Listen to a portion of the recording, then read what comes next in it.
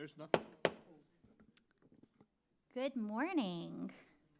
Welcome to our work session for January 24th, 2023. And I'm going to start by reading our Who Are We statement. We are the Polk County Leadership Governance Team. If we were to pick one phrase to define us, it would be student-centered, because when we come together to work, we lean on our diverse backgrounds and experiences to ensure that our decisions are focused on providing a high-quality education for all students. The four most important things to our governance team are operating with integrity, respecting our students, staff, families, and each other, establishing a culture where our stakeholders feel valued, supported, and have opportunities for personal and professional growth, and supporting an approach of continuous improvement to ensure student outcomes. Collectively, we need to work on behalf of the children we serve and find avenues of agreement so that we can govern the district in an effective manner. There is no acceptable alternative.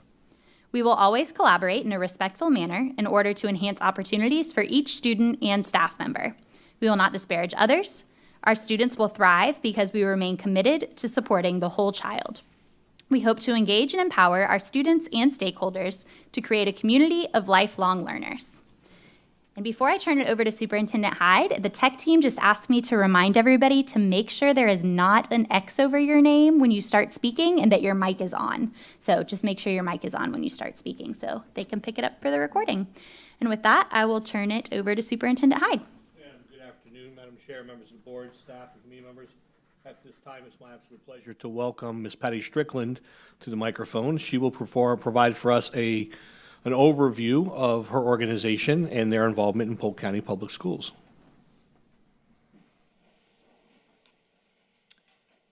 Thank you. It's my pleasure to be able to share a little bit about what we do. We work with the school system in feeding homeless and food insecure children. It's really amazing when you consider that we started 2022 with a report from the Hearth program showing 3919 children being registered within the school system as being homeless, with also a statistic of 1 in 5 being food insecure. What KidsPack does is we bridge that gap for when they go home on Friday and have no food in their home until Monday. So with the report that we get from the Hearth program, which we get the report with no child's name. None of the children that we serve, do we see them? Do we know their names? We only know the schools that they're actually located in. And it's really sad when you think about the fact that we are now in 80 schools in Polk County. And I'm going to correct that because as of 8 o'clock this morning, we went to 81. We are now feeding over 3,800 children weekly. I'm always asked why. Why are our numbers beginning to be higher and higher and higher? I think one of the things that I can say for sure is the fact we have a housing situation where the rent and individuals whose income was hit by COVID or whatever the reason may be. Just 2 weeks ago, I had a call from a school that a mother lost where they were living because the rent had increased by $500 and they could not afford it. It was a mom and 5 children, which are now living in a car, and asked if we could help. These are situations that you and I don't even think is I'm sorry, my tongue got twisted. Sorry. That it's a reality. It's not our reality, but it is the children and the families that they live in. I think when you consider that we have 164 schools in Polk County, and we're only in 81 of them, I'm sure the need is greater in some of those schools, but nothing can be done, it's sad to say, without funding. The way it works is, like I said, we get the report from the Hearth program earlier in the year, and then the schools will notify us if a child comes in and has a situation. At that point, I will go looking for funding for a child. We do not enter a child into the program till we have the full amount to feed that child for the full school year. Because one of the things that we don't want to do is we do not want to start a child into a feeding program where they become very dependent upon that food on the weekend or either holidays, and then say, oh, I don't have money to buy the food. So our policy has always been, used to be, before COVID, it was $300 a year to feed a child. Sadly to say, with the food exchange going on and the cost of food, fuel, the cost of everything going up, it's now looking at what we have is, let me go one more so I make sure I give you the right amount. It's $856 and it's $428 for the child for the year. But one of the biggest issues that we have, and I'll be honest with you right now, is buying supplies. We used to buy directly from ConAgra the Chef Boyardee and the mac and cheese, and they would send us a semi. Guess what? 2 weeks ago, they sent me 800 cases of 12, and we're feeding over almost 4,000 children. So it's not happening. So basically what we do is at that point send out to the community and say, can you go to the grocery store? Can you go wherever you shop and pick up Shepherdie at this point?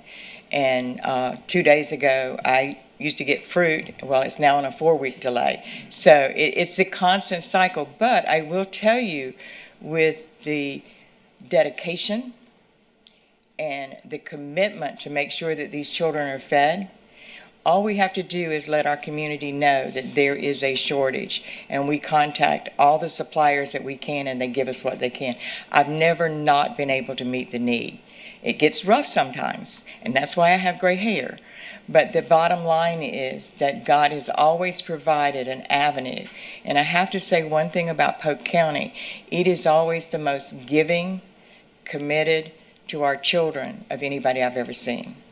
And one of the things that I always tell people, and I'm very adamant about this, just because I feed them does not mean these children will succeed.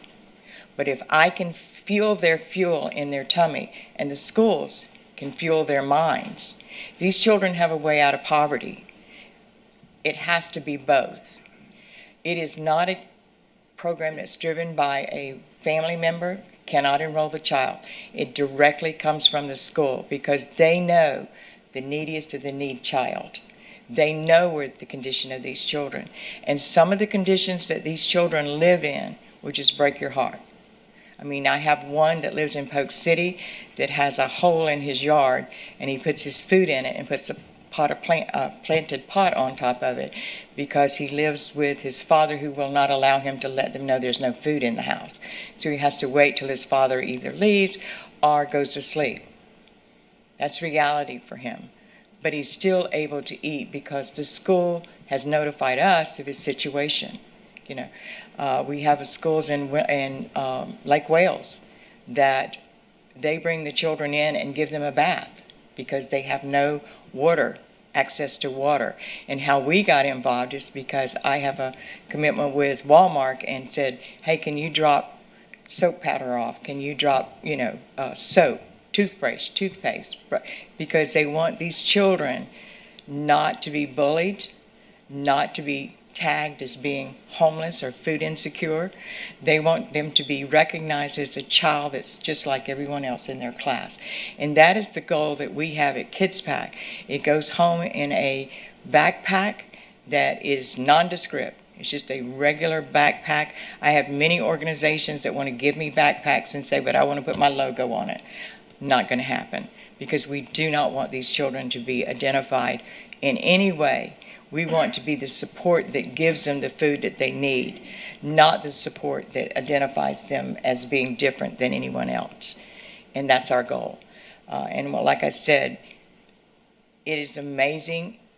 Someone asked me just this week, because I was on the radio, said, is it ever going to be wiped away, Patty? Are we ever going to be able to feed all of our children? And I told him I met with a gentleman about a month ago, and he said to me, we will never be able to resolve being poor. It goes all the way back to biblical times. But we have a commission from the Lord that if we are able to help, that is our goal. Our goal is not to completely wipe it away, because we don't have that power.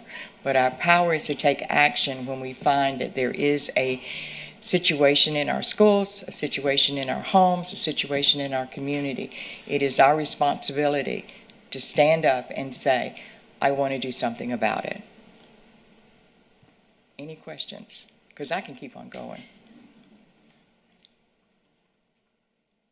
But just once again, thank you so much for giving me the opportunity to share. And one of the things that I ask is you just keep these children in your prayers, because they need it. Ms. Miller. Thank you. Thank you for coming in today. I want to talk a little bit about, first of all, the need that you fill. We've been to the warehouse either with Kiwanis or with the realtors to see the need for volunteers. And so if you want to share how we can get more volunteers to you. And also, I've learned that as our students age, they go from the backpacks to maybe food pantries at the school, and maybe share how that works. Also, our transition students, our students with disabilities, are often looking for work to do employment skill-based training. And I know in some of our schools, they help pack things and unpack things. If there's opportunities for them at the warehouse, I would love to hear about how they could come and help stack food for you. Oh, absolutely. Well, we, prior to COVID, we did no packing in the warehouse, just be honest. Well, we only did 1,100 kids. And we had churches, but since COVID, all of our churches stopped packing, so we brought it in-house. Fortunately or unfortunately, we've never been able to take it outside. We pack about 1,400 meals a week out of our warehouse on Monday, Wednesday, and Friday. It's from 9 to 11 or either 1 to 3. You can go onto our website, which is www.kidspack.org. Hit the volunteer tab and it'll tell you what's open. And basically, we can use any volunteers. We can use the transitional students. We have corporations that will come in and they'll do their service day. So we're always using individuals who can help us pack. One of the reasons for that is there's only 4 staff members in our office. I'm one of them. So there's only 3 other people, 1 driver and 1 program manager. We do it with 1,000 volunteers. And I always want to share this because we don't pay the drivers, we don't buy their gas, we do nothing. This is a community that's come together, 1,000 volunteers, and said, I want to make sure that our children are fed. And if we had to pay all of those individuals or either buy gas, we would not be able to feed the numbers that we are. And I always want to stress that because the volunteers are the backbone and the stars of KidsPack, because none of this would be accomplished if we did not have those volunteers all over the county, because we actually have them all over the county. I think I answered everything? Yes, ma'am. Okay.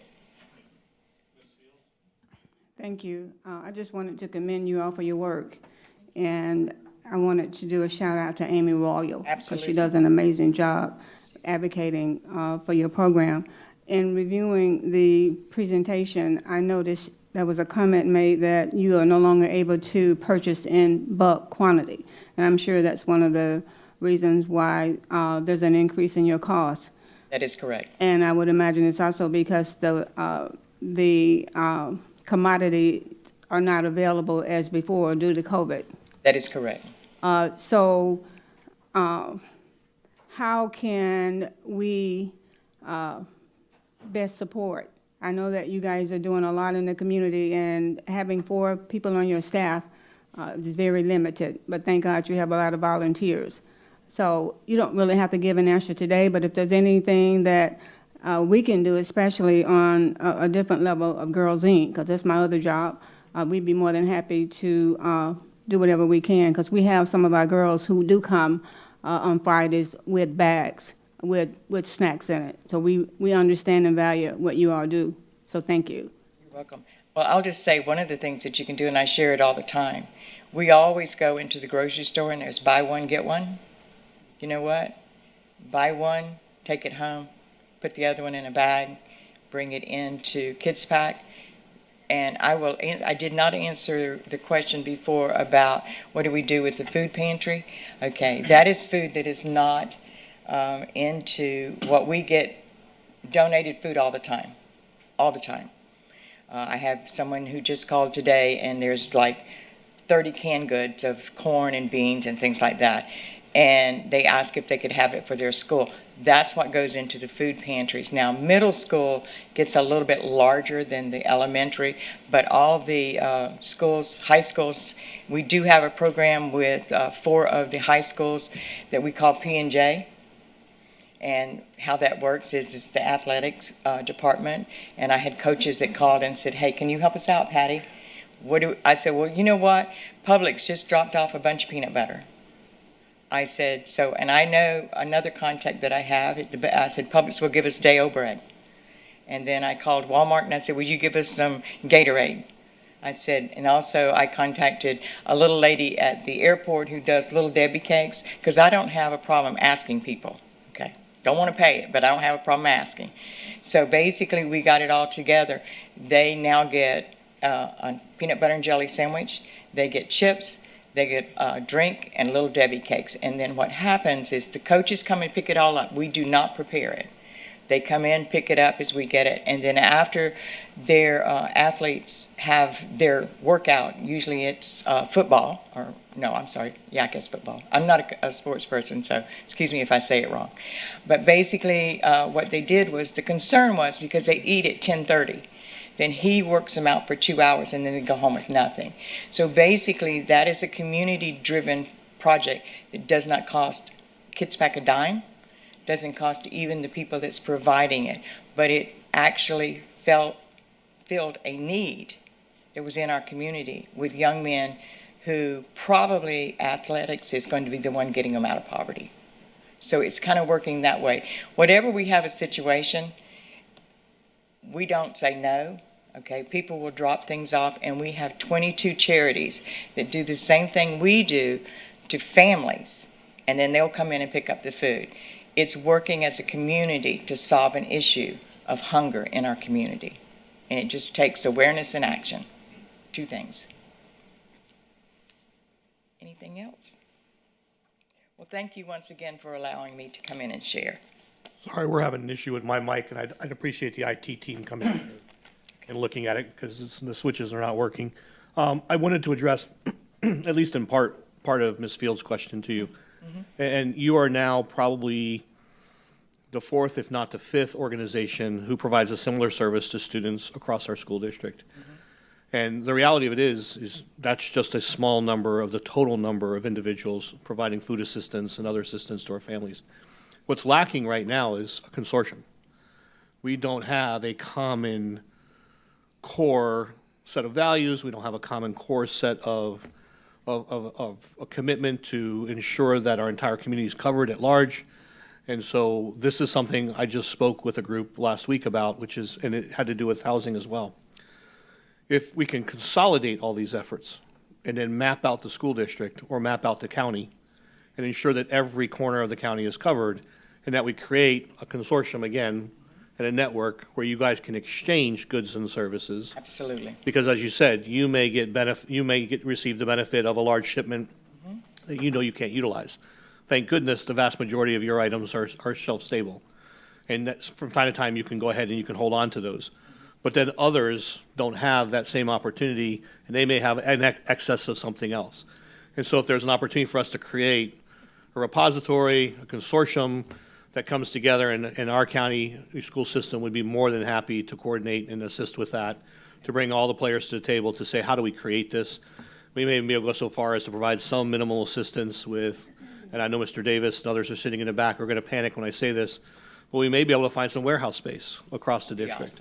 Awesome. And then that would better facilitate your ability, that of others, to centralize all of those products and then send them out as needed, especially as you're made aware. So I just want to say thank you for what you're doing. It is a harsh reality, and I think your number in your presentation, as high as it is, as of last week, we believe we're over 4,000 students, and that does not include the families who are reluctant to acknowledge that they are Absolutely. in a food situation or a poverty situation. And so we're probably closer to 4,500 students, if anything. So thank you for your commitment and service, and we'll be reaching out to you soon. Thank you.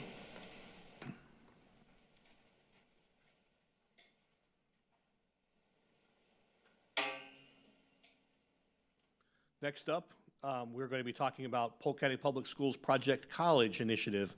And I'd like to bring Ms. Ann Everett up to the front to talk about this.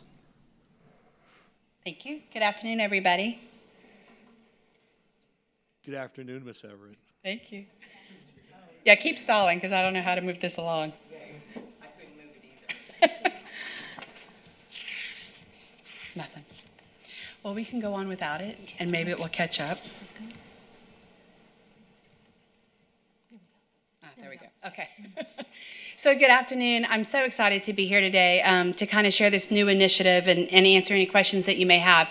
I'd like to begin with the idea that our Workforce Education Department, as most of you know, I think all of you know, I think everyone knows, has done an exceptional job with our career academies across the county and creating career-ready students when they graduate. We now have 42 middle school pre-academies. We have 85 high school career academies in our district. And now beginning with the 23 and 24 school year, Southwest Elementary School is going to welcome students into the very first elementary school career academy. So we're super excited about all of that. Of all these academies, the National Career Academy Coalition has recognized 14 of them as model academies and 12 of them as nationally certified career academies. And so while career academies prepare all of our students to be highly sought after by our industry, this initiative, Project College, will ensure that our students wanting to pursue a college education after high school are highly sought after by selective colleges and universities. So let me share just a little bit about Project College. The purpose of Project College is to increase college admission success and post-secondary enrollment of low-income first-generation college students into highly selective colleges and universities. Project College will provide training, mentoring, necessary academic and wraparound supports to ensure acceptance into these colleges, but also to ensure the student success once they're there and make sure that they're able to graduate. And we kind of have specific coursework in line for these students. We want to ensure that they have an appropriate breadth and depth of coursework on their high school transcript to be sure that it aligns with the college and university look-fors for admissions purposes. But we're also going to tailor progressions to students based on individual needs and preferences. So for example, if a student has an interest in the Jerome Fisher Technology and Management program at UPenn, right, where students can graduate with a bachelor's from the Wharton School of Business plus an engineering degree, another bachelor's degree from their engineering school, that takes a very specialized high school academic transcript to ensure that student is competitive because they have a very small pool of openings, but we can prepare our students for those things. So a lot of the different activities that we'll do will really work with students based on their individual goals, not just generic goals across the board. We'll also assist students with disabilities as they navigate IEP accommodations upon entrance into colleges.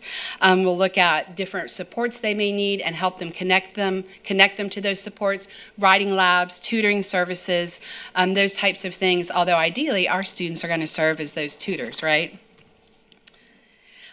Project College is going to begin with 2 cohorts this next year, rising 6th graders and rising 9th graders. The district team is in the process of finalizing the data elements that will identify these students.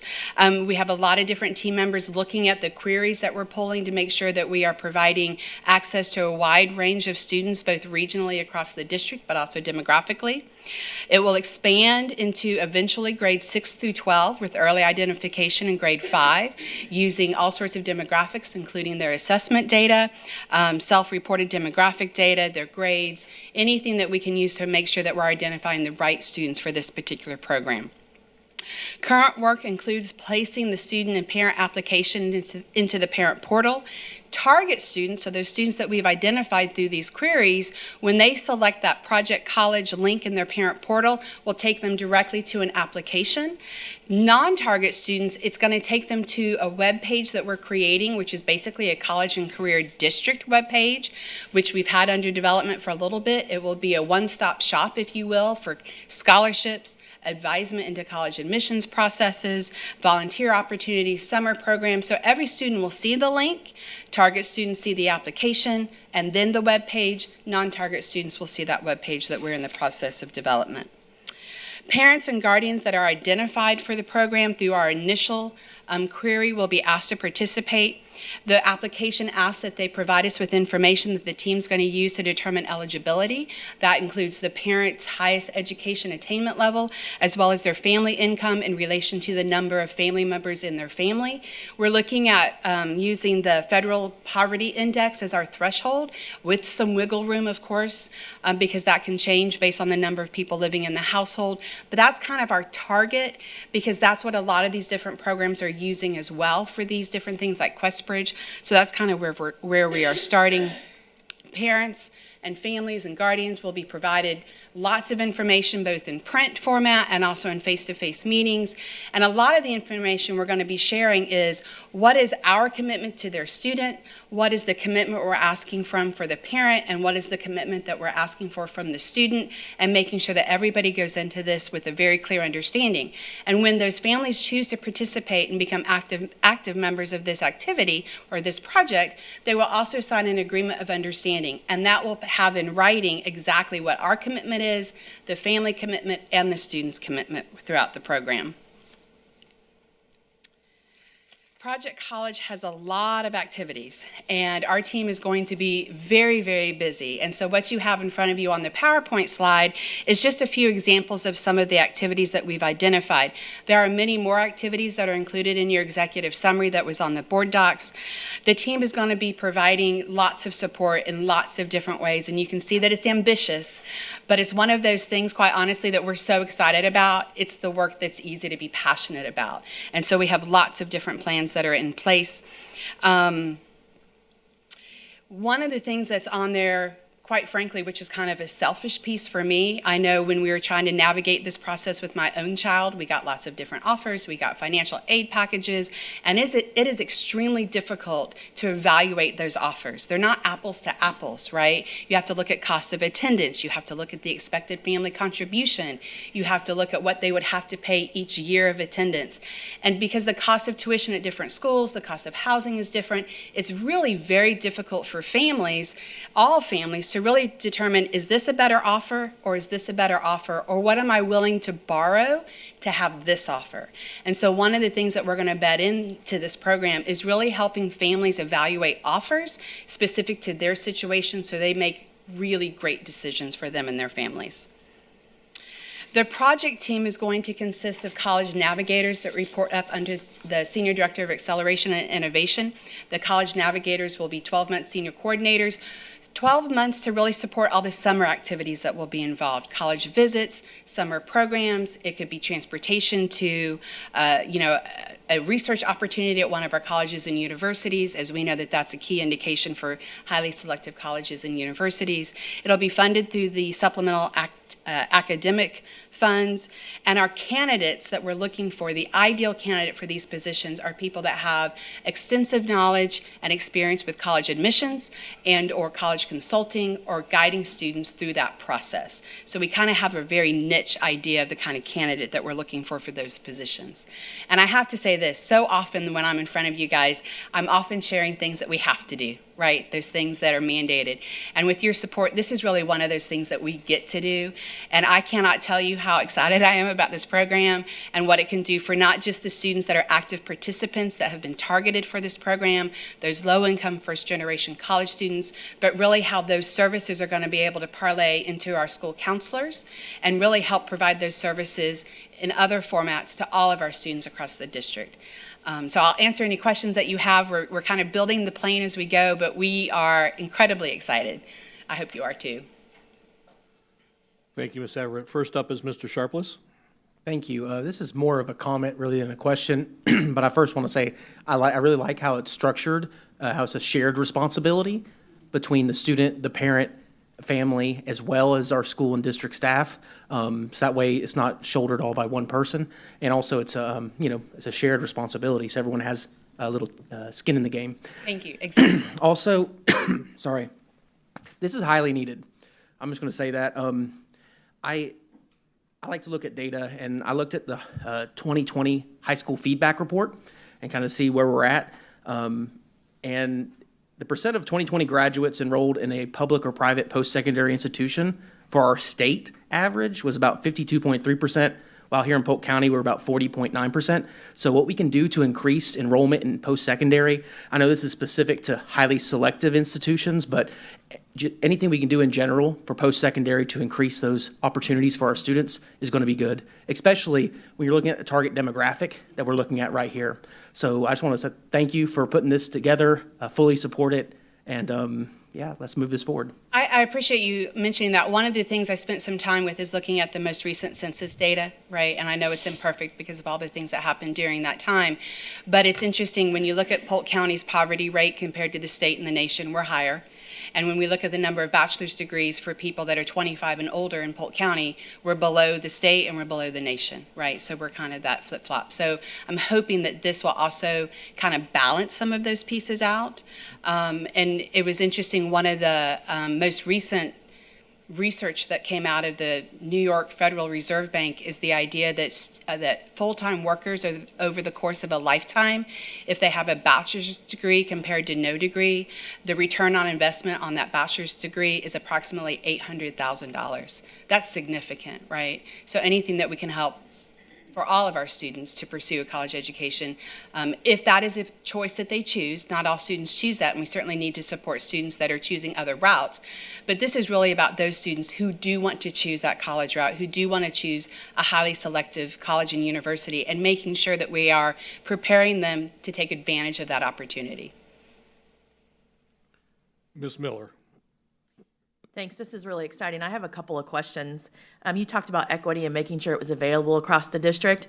I know in some of our programs, especially in our gifted programs in the younger grades, teachers can identify because the students that aren't getting into those programs don't have either the parents don't know, there's a language barrier, they don't know how to get in the program. So I want to make sure there's an effort for those students as well, because even in the choice programs that we have, I get calls from people, I'm in the community, I need paper applications. These people cannot read, but their children are bright and we need to get them into these programs.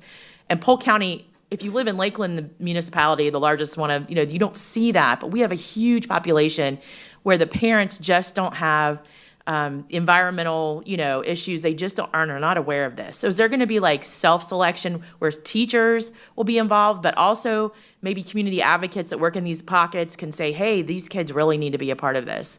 And how do we get those parents online when they don't have access? Right, and I love those questions. So yes, there is a paper application, and in fact, in your board doc packet, there is actually a paper version of that application. And the idea is that we'll go to the house. We're going to go find these students where we need to find them and have them. The application, because we put it in the portal so that a lot of the information is already populated, it makes it much faster for a parent to complete. And so we know that the number of applications themselves will go up because of that. One of the other things that we're working on is we just haven't quite figured it out yet. We want to have the referral system through the query that we're doing, right? We can target those students using our data, but we also want other people to be able to submit names of students. And that includes community organizations, Boys and Girls Club, Girls Inc. If they have a student that they know might be a good fit, let us know about that student and let us investigate that. So we want to do it through businesses and through volunteer organizations that have our students. Any mechanism that we can have to have that referral basis, we are embedding that. We just don't have it all completely figured out, but that has been one of the key cornerstones of this. How do we make sure that we are involving community referrals as well? Thank you. But it's also important to note that the overwhelming majority of students are going to be pre-identified based off our data set. Absolutely. And so those are the prerequisites. So I don't want to miscommunicate this and have the message out there that teacher referral or outside referrals will be commensurate with students gaining access to program. It will not. It will if they meet the minimum qualifications that we've outlined for of academic performance, truancy, or attendance and discipline, because that's important to note. That those are the students that we are looking for and that we know are going to have a high level of success with the right supports and mechanisms in place. That does not mean that there won't be, again, subsequent referrals that can come in, but we will evaluate that student, but he or she cannot move forward unless they meet those minimum qualifications, at least not in the first year, because we have to establish some precedent for how to move forward with the selection process to make it fair and equitable. And I think that's what most people are going to want to know, because we're going to have far more students that qualify than we can put through the program in years 1 and 2. Absolutely. Ms. Fields, sorry, Ms. Miller? I think that's important where am I? Oh, I don't have an X anymore. Okay. I think that's an important part of this with combining with our social workers and people who, when you identify these students, to have the legs to go out to make sure these kids, the parents have the follow-up to get these kids into these programs, because they won't be successful if not. So this is a huge undertaking. I appreciate your work on this. Yeah, that's where the navigators come in, which is good. Ms. Fields? You indirectly answered a couple of my questions, Superintendent, but I wanted to know, for folks that's listening today, if Ms. Everett could give a description of the typical student that we're looking for this program. Yeah, so 3 basic, very generic qualifications. High academic achieving student that's from a family that is first generation college. So the student themselves would be a first generation college student. Their parents have not completed a college degree, and low income. So someone who's excelling academically and someone who is low income. What was the other one? First generation college student. Okay, so can you tell me what is the targeted grade point average? When you say high academic, what would that be? We don't have it 100% figured out because we're pulling queries to kind of figure that out. So we're looking at grades versus attendance versus assessment data, and we're kind of using a sliding scale. But it depends on the grade level because we're pulling different grade levels as well. Middle school looks a little bit different than elementary school, right? And we don't really have GPAs in elementary school, so we're looking at grades. But we're looking at the 3.5 and higher range at this point. Well, I would just encourage us to not close the door for some students who might not be that high academically, especially if we're wanting to ensure that we have a diverse group of students. And I'm sure that you guys would do that. Yeah, and one of the things that we're looking at, that's one of the reasons we're going to start with 5th graders before they kind of hit that middle school. Sometimes we have those high achieving kids coming out of elementary school, but they kind of have that rough transition into middle school. And with those supports, we kind of keep them from finding that rough transition. So that's one of the reasons that we're starting with a set there, and it will go 6-12 to kind of do that. And then at the same time, the different pieces that we learn, we can take advantage of, the resources that we gather to help support these students, all of that information, all of those strategies, and all of those pieces will also be shared with middle school and high school counselors so that they can also translate that to the students who aren't in the program but are seeking college admissions as well. And I want to reassure Ms. Fields and the board and everybody who's listening today, GPA alone will not dictate or predicate a student's participation. We have to get more comfortable learning how to separate aptitudinal from attitudinal issues. Students' grades are largely attitudinal. They're not aptitudinal, meaning our students are smart, they're capable of doing the work. There may be barriers to them completing work and assignments on a timely manner, given any number of issues that may be occurring in their lives. So the reason why I make that distinction is we will rely on a combination of factors that will best benefit the individual student. If they have a high state testing score, but a moderate to low GPA, that student will still qualify. And if a student has a high GPA, middle range scores on the statewide assessments, that student may still qualify. So to Ms. Everett's point, what we've been doing is doing the analytics behind the scenes, and I will make sure that you get that data as a board so you can see how that data will fluctuate and ultimately serve to best qualify the greatest number of students possible. It should not become a gatekeeper. And I had some great questions come in from board members about this project. You know, why this group? You know, why are we isolating this group? And part of it is there are colleges and universities that cannot fill these seats. They set aside a large number of dollars every year to target first-year college attendees or first-generation college attendees, especially those who can be considered at risk, and yet they can't get candidates or applicants. We're going to help create that pipeline. This is also on the front end of a much larger project that we will be talking about in the very near future that will be hopefully a county-wide initiative. I know that we already have something called Polk Promise, but I've previously labeled this as Polk Promise, and the goal, I'm not going to disclose too much here. I will bring that back to the board this summer because that's an initiative that I think our whole community will get behind to ensure, again, not every one of our students is going to go to college, nor should they. The trades and everywhere else are really viable options for our students, and we have to be comfortable living in both worlds. But we need to create opportunities for everyone, and this is a great opportunity to create for our at-risk students and first-generation college attendees to eliminate barriers for them. But I wanted to provide you the reassurance, Ms. Fields, the rest of the board, and our community that we're not going to create false barriers to prevent students from gaining access to the program. And thank you for that, because had that happened when my son was in school, he would probably not have had an opportunity to go to college because he wasn't, he didn't apply himself well. And as he graduated from high school and went to Polk State and to USF and to Dallas Theological Seminary, he realized he was smart. And just making sure that he had the opportunity to be exposed and to be told, you can go to college if you choose to. So I just want to make sure that we don't shut anybody out. And then the other question that I have is, how many students are we targeting? It might be on this paperwork, but I don't remember reading it. Initially, we're looking for 100 students per grade level. So this next year it would be 200, 100 sixth graders, 100 ninth graders. And then we'll be adding at least one grade level per year until we're fully implemented 6-12. Thank you. Great job, Ms. Everett. Great initiative. Thank you. Yes, sir. Oh, I apologize. Dr. Allen, I did not see your name on the list. I apologize, sir. No worries. Ms. Everett, thanks for your passion and innovative spirit, and to have that opportunity and that freedom to pursue that. So I really appreciate you bringing that forward. Wow, the 200 was surprising. Great impact as well as far as number. Surprising to hear that. I was thinking as you're building this plane, the most important and sometimes the scary part is like the landing, right? So the landing gear in a sense. So what are you thinking as far as, because I'm noting here, you know, the system that follows student progress and success and then obtain that long-term outcome data. What does that look like?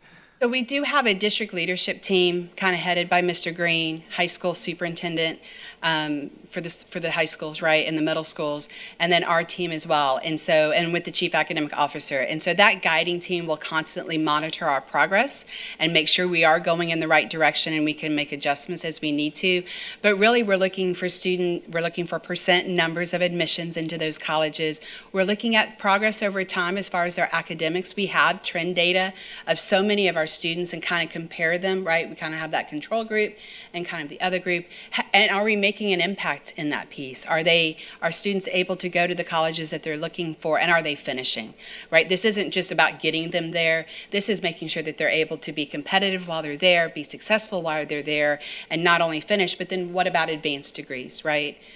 So it's really going to be looking at long-term data with these students and kind of tracking them over time.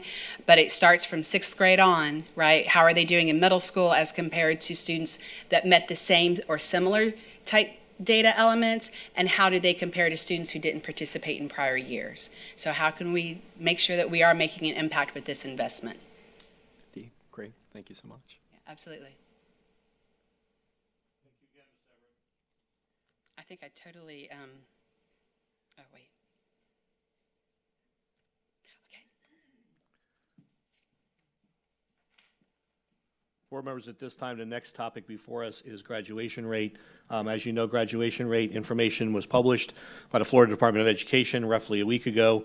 I did provide the board with a general analysis and a general summary of our overall performance. And I'm waiting for someone to help me with the clicker so that we can advance the slides. But the graduation rate update, to begin with, first and foremost, graduation rate throughout the COVID years was inflated. And we've talked about that before. Part of the reason for that, or ultimately the reason for that, was a direct result of the state of Florida during COVID, and this was with federal guidance because other states did the same thing, waived some of the graduation requirements, including test data, that would have prevented students from graduating on time. That COVID was enough, they felt that there were enough struggles or barriers in front of our students, and that they eliminated statewide assessment data or statewide assessment from making students eligible for graduation. So as a result, we all saw over a 2-year period of time throughout COVID, we saw our graduation rates increase significantly across the board, across the state of Florida. And in particular, if you look at this slide here,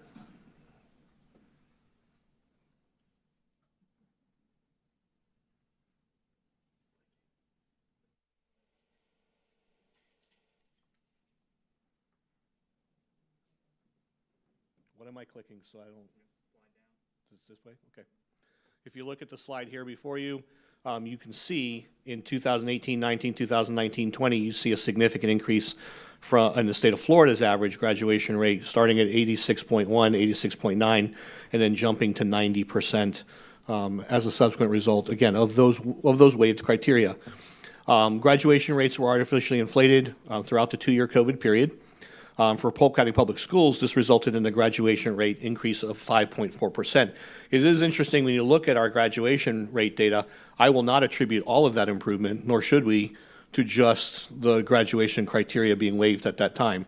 There were schools that showed far more significant growth, and I think it's a combination of both their efforts at the local level, but also benefiting from those students not being held back from graduation due to their testing. Graduation rates.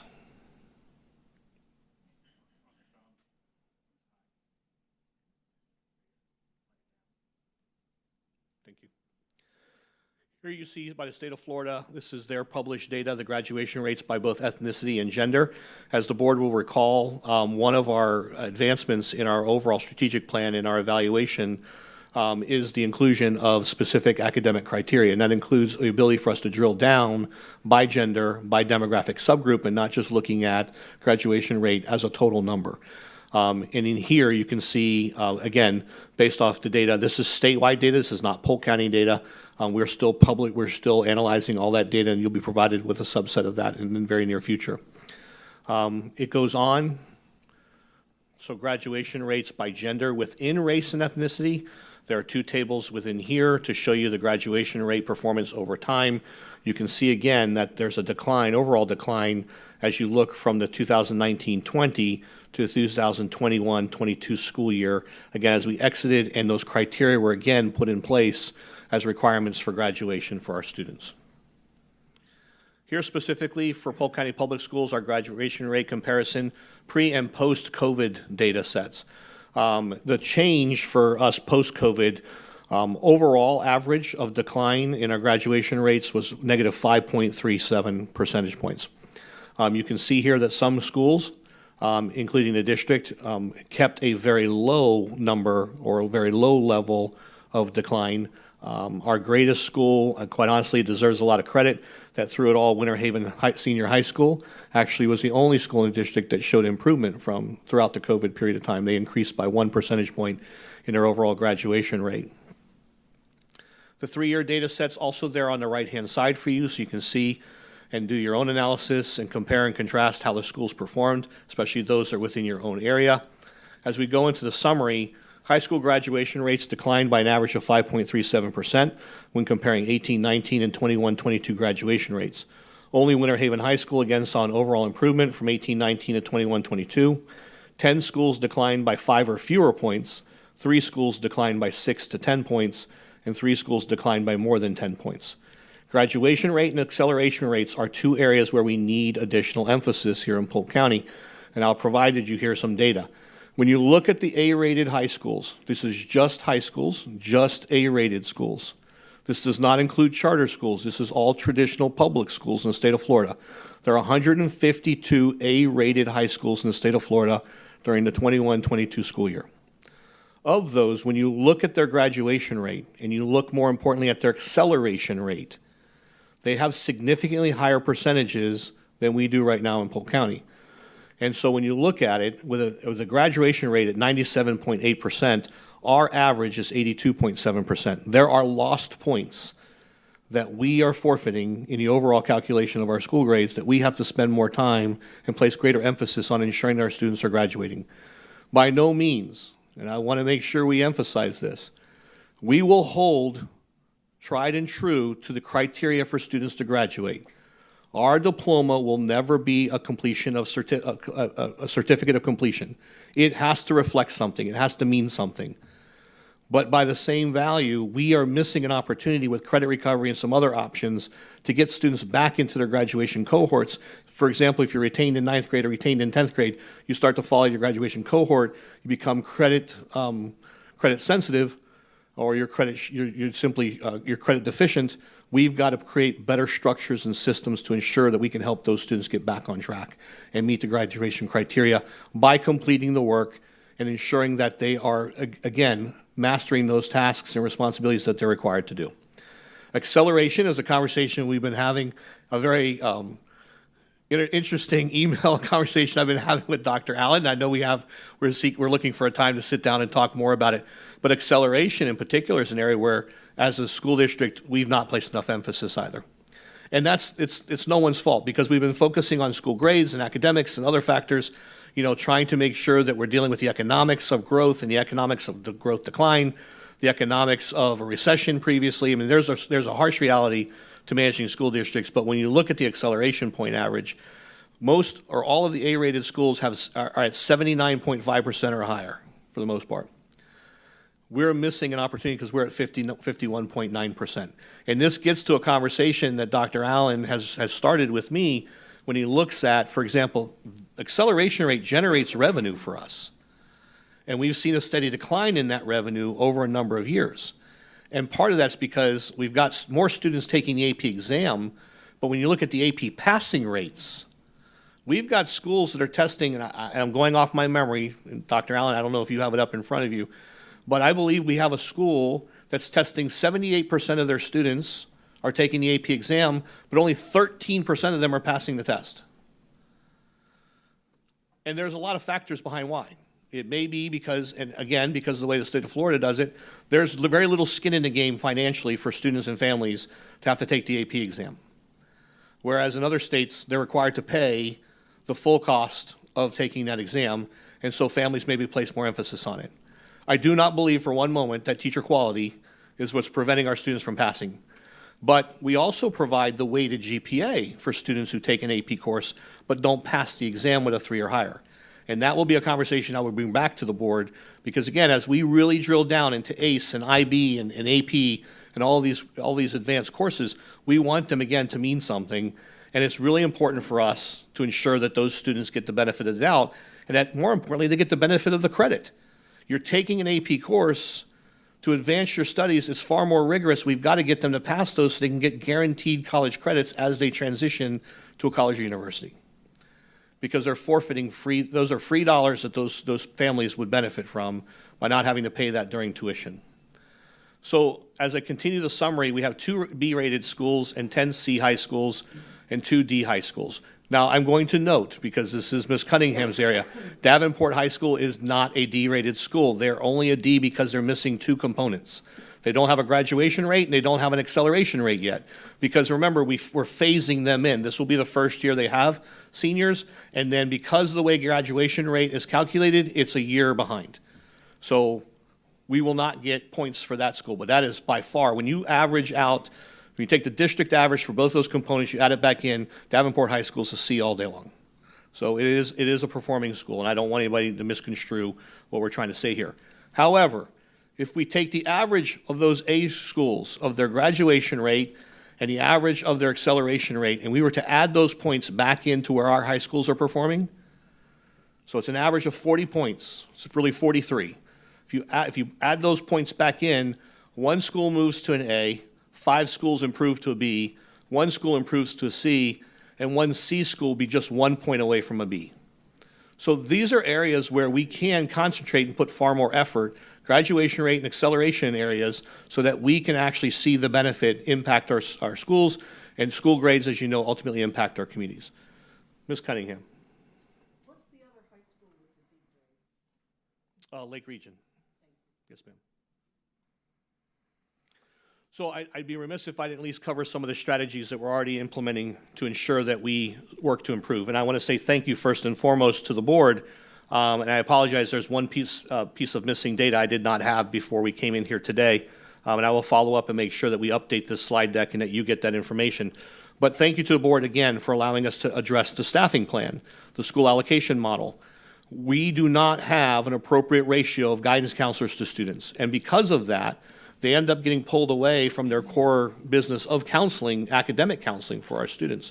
And so when we get to a place where we have a far better ratio of 1 to 300, 1 to 400 versus 1 to 800, or in some of our elementary schools, 1 to 1,200, we will get to a much better place so that they can actually provide the services that they were trained and certified to deliver. We're increasing our focus on credit recovery, and not just, and I'm going to use a little bit of IT language here, and you're all familiar with this from our time when we went virtual here in Polk County, But we've got to get away from asynchronous instruction and get and involve more synchronous instruction with our credit recovery. Our credit recovery is largely done electronically. It's done online. Except it's, and I don't want to insult anyone, but I'm just going to speak candidly. Students are going to do better in an environment where there's a teacher engaging with them in the content versus a student logging in online and just completing one worksheet after another. We also have to create a credit recovery program, and we have that in place now, where we can accelerate learners, meaning seat time for credit recovery should not be something that we're focusing on. We're focusing on basically whether or not students can adequately demonstrate competency. So for students going into a course of study, they should be allowed to take the pretest and then have to work through those areas where they showed a deficiency. Any area where they already showed content mastery should not be something they're forced to go back through. And so as students progress and get through that system, we move away, and this is the incentive for students, and I will be bringing this program concept to the board before the next school year. We will be implementing this next school year because it's imperative that we do so. There is no incentive for a student to say, I need to get a credit, but if it means I have to sit here again for another 180 days, even though I know 80% of the content, why on earth are we doing that to our students? So we've got to get more comfortable with the concepts of curriculum compacting, competency-based instruction, and putting our students and empowering them to find themselves in a position where seat time does not equate to credit mastery. And this is what a lot of our students are struggling with. They don't see the value at times with the classroom experience because I know this, why am I still here? I'm being held back. There are opportunities for both enrichment and for credit recovery here for our students. And it's important for us to explore this and go and work it out with the state. It's an imperative for our students. And there are a lot of programs that we use, thankfully, that are NCAA approved and are military approved because there are some credit recovery companies that don't have that. And as a result, those students graduate, makes them ineligible. We don't have that here. We're very fortunate. We have great systems to start with. The only thing we have to kind of accelerate now is the timeline to allow students to earn credits. And so again, so seat time doesn't equate to a year's worth of learning or a credit attainment. If a student can complete a class in 6 weeks, let them complete the class in 6 weeks. But it's got to be robust, it has to be rigorous, and it has to meet those expectations. And as I said, if the NCAA and military and others are accrediting these, then yes, they meet that expectation. But we've got to create opportunities because our students need to see if I'm credit deficient and I need to earn 12 credits in the next 12 months, and I have to sit in class for 180 days, again, with a traditional schedule, I can't make that happen. So we've got to create an atmosphere and an opportunity for them to be successful. Now, one of the safeguards that we will recommend we put in place is that all of the testing is done on campus. So no, you don't, and I'll be honest, I don't need to know what somebody else in your house knows. I need to know what you know, so I want the testing done on our campus in the presence of our staff. So we will be bringing a more formalized program to you. I know, if I recall correctly, in my conversations with previous Superintendent Byrd, going back a number of years ago, she was a huge proponent for this because we had a drop back in program in Duval County, in Jacksonville, that was incredibly successful. And again, as the board may recall, when you looked at my application and my resume, I was able to move one of our high schools that had never had a 90 percentile graduation rate. We moved them 10 to 12 percentage points. This is how we did it. We created an atmosphere where students said and realized the harder I work and the more I focus, the greater my return. And so they bought in instead of buying out and giving up. So there's an importance there for us to look at programs in the near future. Ms. Cunningham.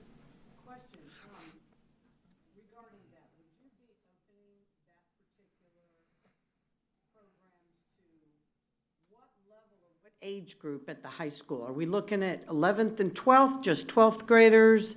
Talk to me a little bit about what demographic you'd be targeting, or you're looking to target, please. Typically in year one, you're going to have to target 9 through 12.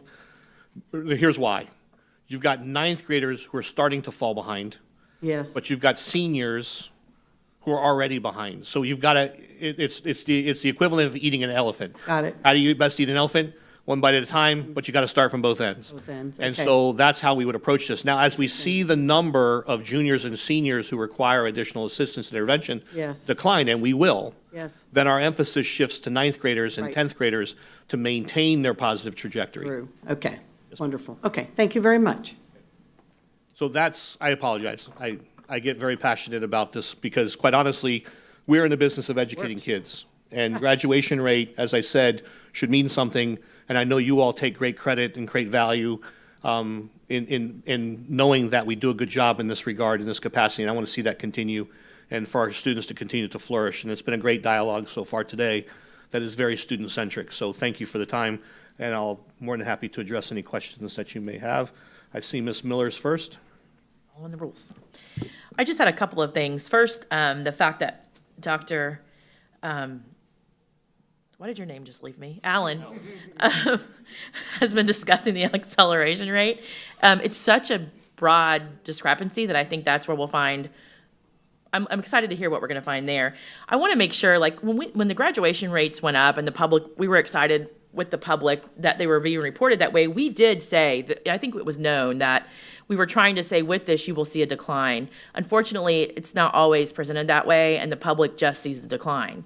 And I think our public relations department and just, I don't know how many people are actually watching these meetings to understand the decline, but that's so very important for the public to know that it's not that it wasn't the staff, it wasn't the teachers, it was just the numbers game changed a little bit on us, and that kind of gave us an inflated graduation rate. Not that our students weren't working, and to see Winter Haven do so well, because it's my alma mater, and I know that makes Chair Wyatt happy.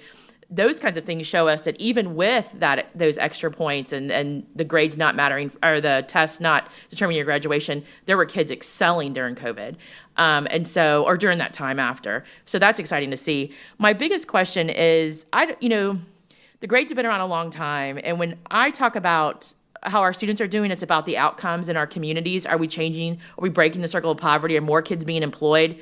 Walking them to graduation, I know that's the game and that's the grade, but until our community shifts and we see more educated, we see more trade school or trades being available to students, that's when we'll change our community, and we will make improvements. I'm interested to know how we have 3 schools that their graduation declined 10% or more, but they're still C schools. Am I understanding that correctly? Yes, ma'am. To me, that's a huge red flag. But I don't know that I disagree to a certain extent, with the exception that is why there are at least 10 factors that are included in an overall school's calculation. So while you may have seen their graduation rate decline, you saw potentially their acceleration go up for those, and I can pull that data and look at that for those 3 schools, but you also would have seen an increase in their overall learning gains and/or level of proficiency. So Tenor Rock High School is a fabulous example of this, a school that improved their letter grade from a D to a C and yet saw a significant decline in their graduation rate. And the question becomes, was it shift? Was it where our focus was? Did we not shift enough of our focus elsewhere? But again, we're putting the resources and the supports in place to ensure that we have more of a broad spectrum approach to this. But you're absolutely right. I mean, there's a lot of questions when you see some of the decline, and it could be shifting populations. It could be any number of factors. We're talking a 4-year gap here, a 3.5-year gap in the data set. So, And there's some kind of crisis management plan to help support these 3 schools. yes, ma'am. Yes, ma'am. Thank you. Ms. Fields. I was trying to find the data, and I don't know if it came from you, or if it came from someplace else. But my question is, I don't see it here, the comparison between last year's graduation rate and this year's graduation rate. I don't see the comparison like it was done for COVID. Oh, yes, ma'am. I could pull that for you. That was provided for you in a separate email. If you look at slide number 5, slide number 5 throws us 3-year data. What I did not do was include the change from year to year as in a comparison from 18-19 to 2021 and 18-19 to 21-22. I'd be happy to add it to the slide deck and post it and share it with the board.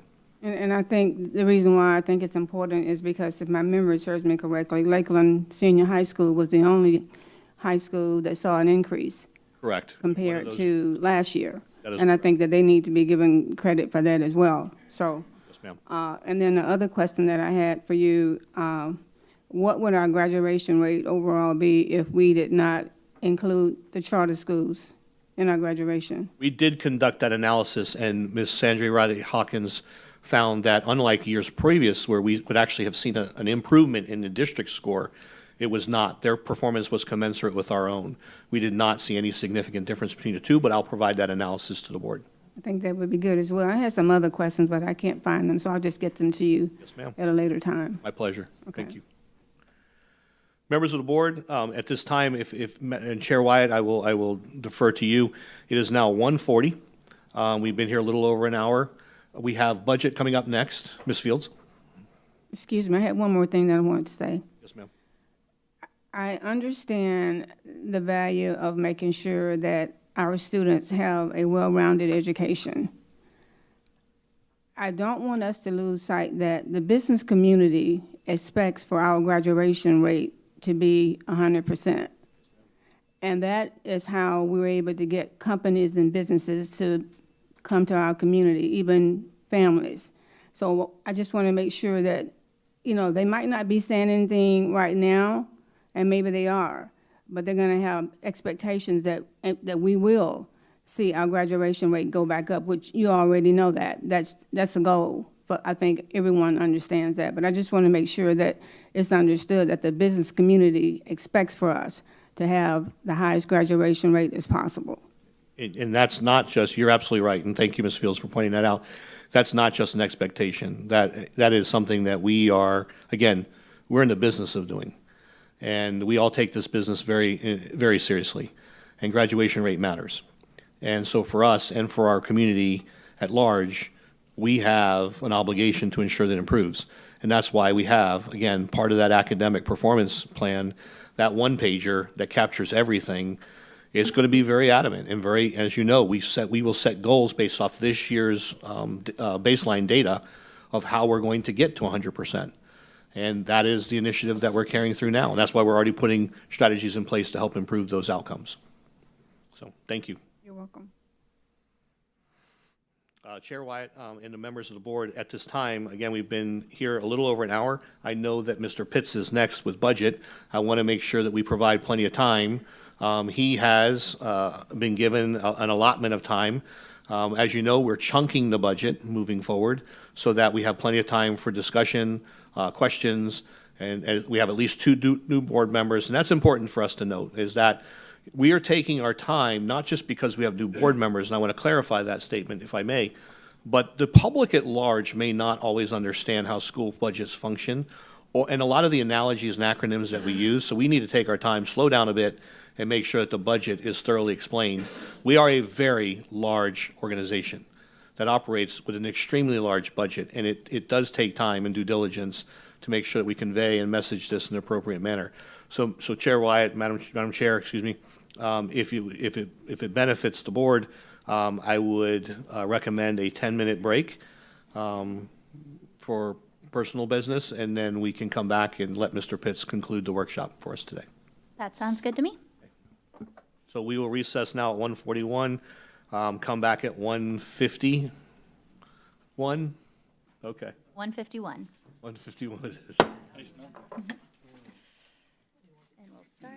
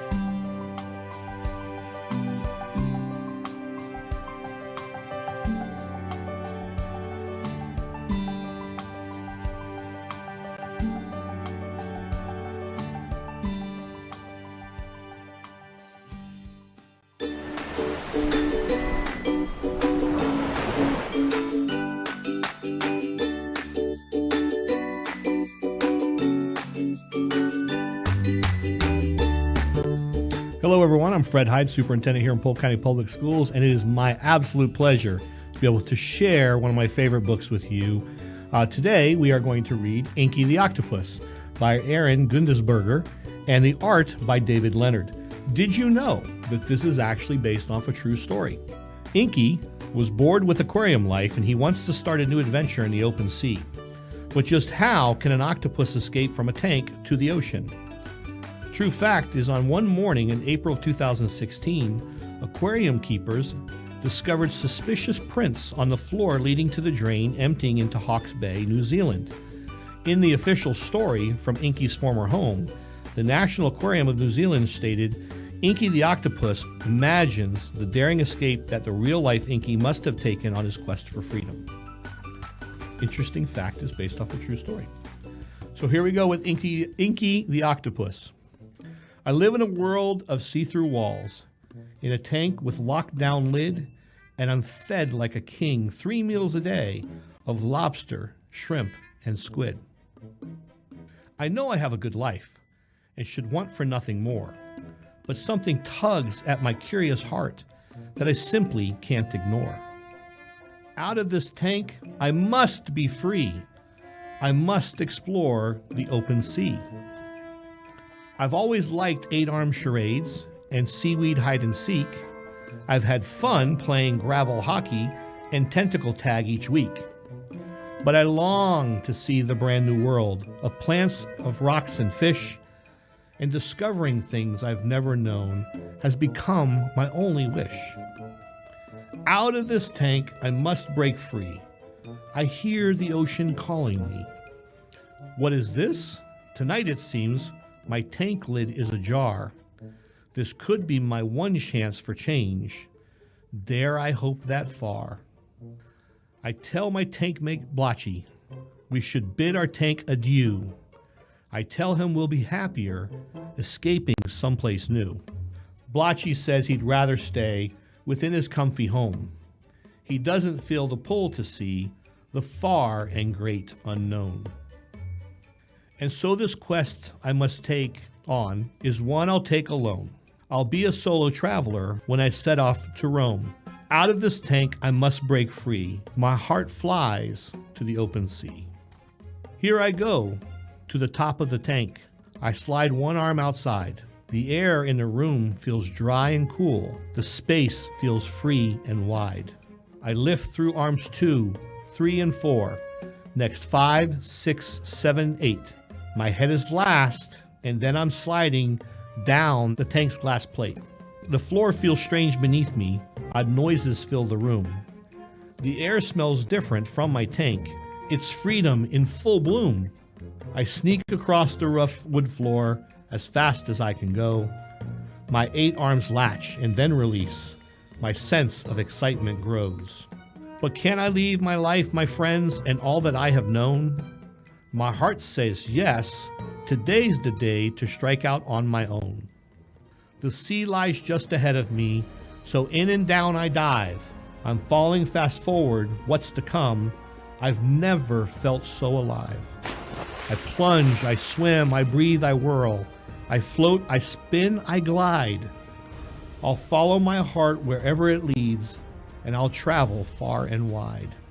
Out of my tank, at last I'm free. Long may I journey the splendid sea. And that is the story of Inky the octopus. I hope you enjoyed it. And here are some other really interesting facts for those of you who are really interested in doing some additional research.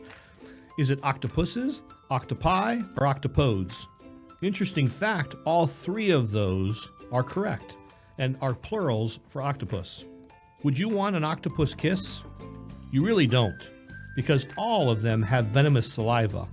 Although most octopus venom is not powerful enough to be dangerous to humans, certain species, like the tiny blue-ringed octopus, could paralyze a person within minutes. Did you know that the octopus has 3 hearts and 9 brains? Swimming with 8 arms is exhausting.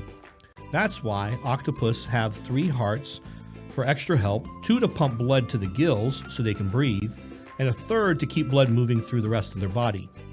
Their brain has 1 central brain, but 2/3 of their neurons are found in their arms and not in their head.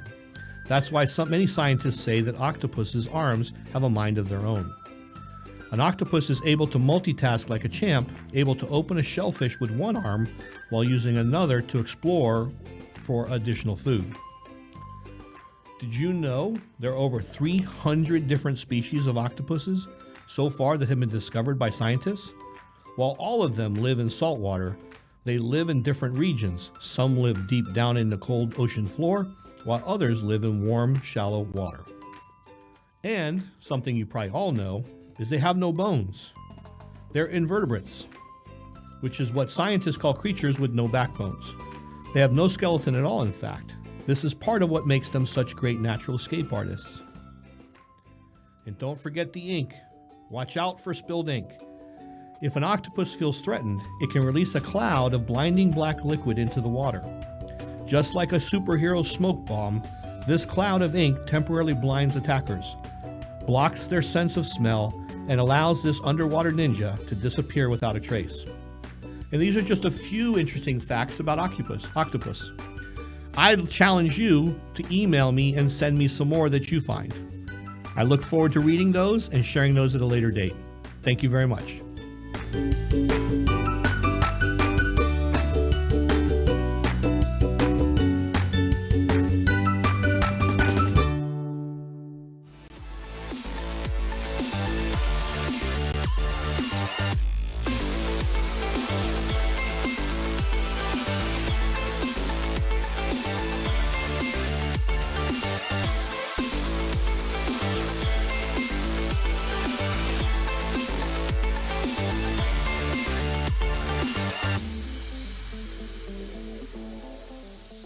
Academy's really helped me out because it really opened my eyes that there's more than just college, and you don't have to go to college to make a lot of money. Granted, yeah, I work hard, but the payout's good, and the sense of me going home and thinking, well, I made a difference. There's a lot of sense of accomplishment when it comes to trades, and that's one thing I noticed that academies kind of focus on. When we look at career readiness and we look at the jobs that are out there, over 50% of the top jobs that have openings nationwide are medically related. So when our students come out of our programs, they are ready to fill in all of those sorts of positions. We want them to see that there's something out there for each one of them. It's not just learning about the energy industry, you learn how to write resumes and do interviews. So it's not just about working with your hands, it's also teaching you life outside of school and how to get a job.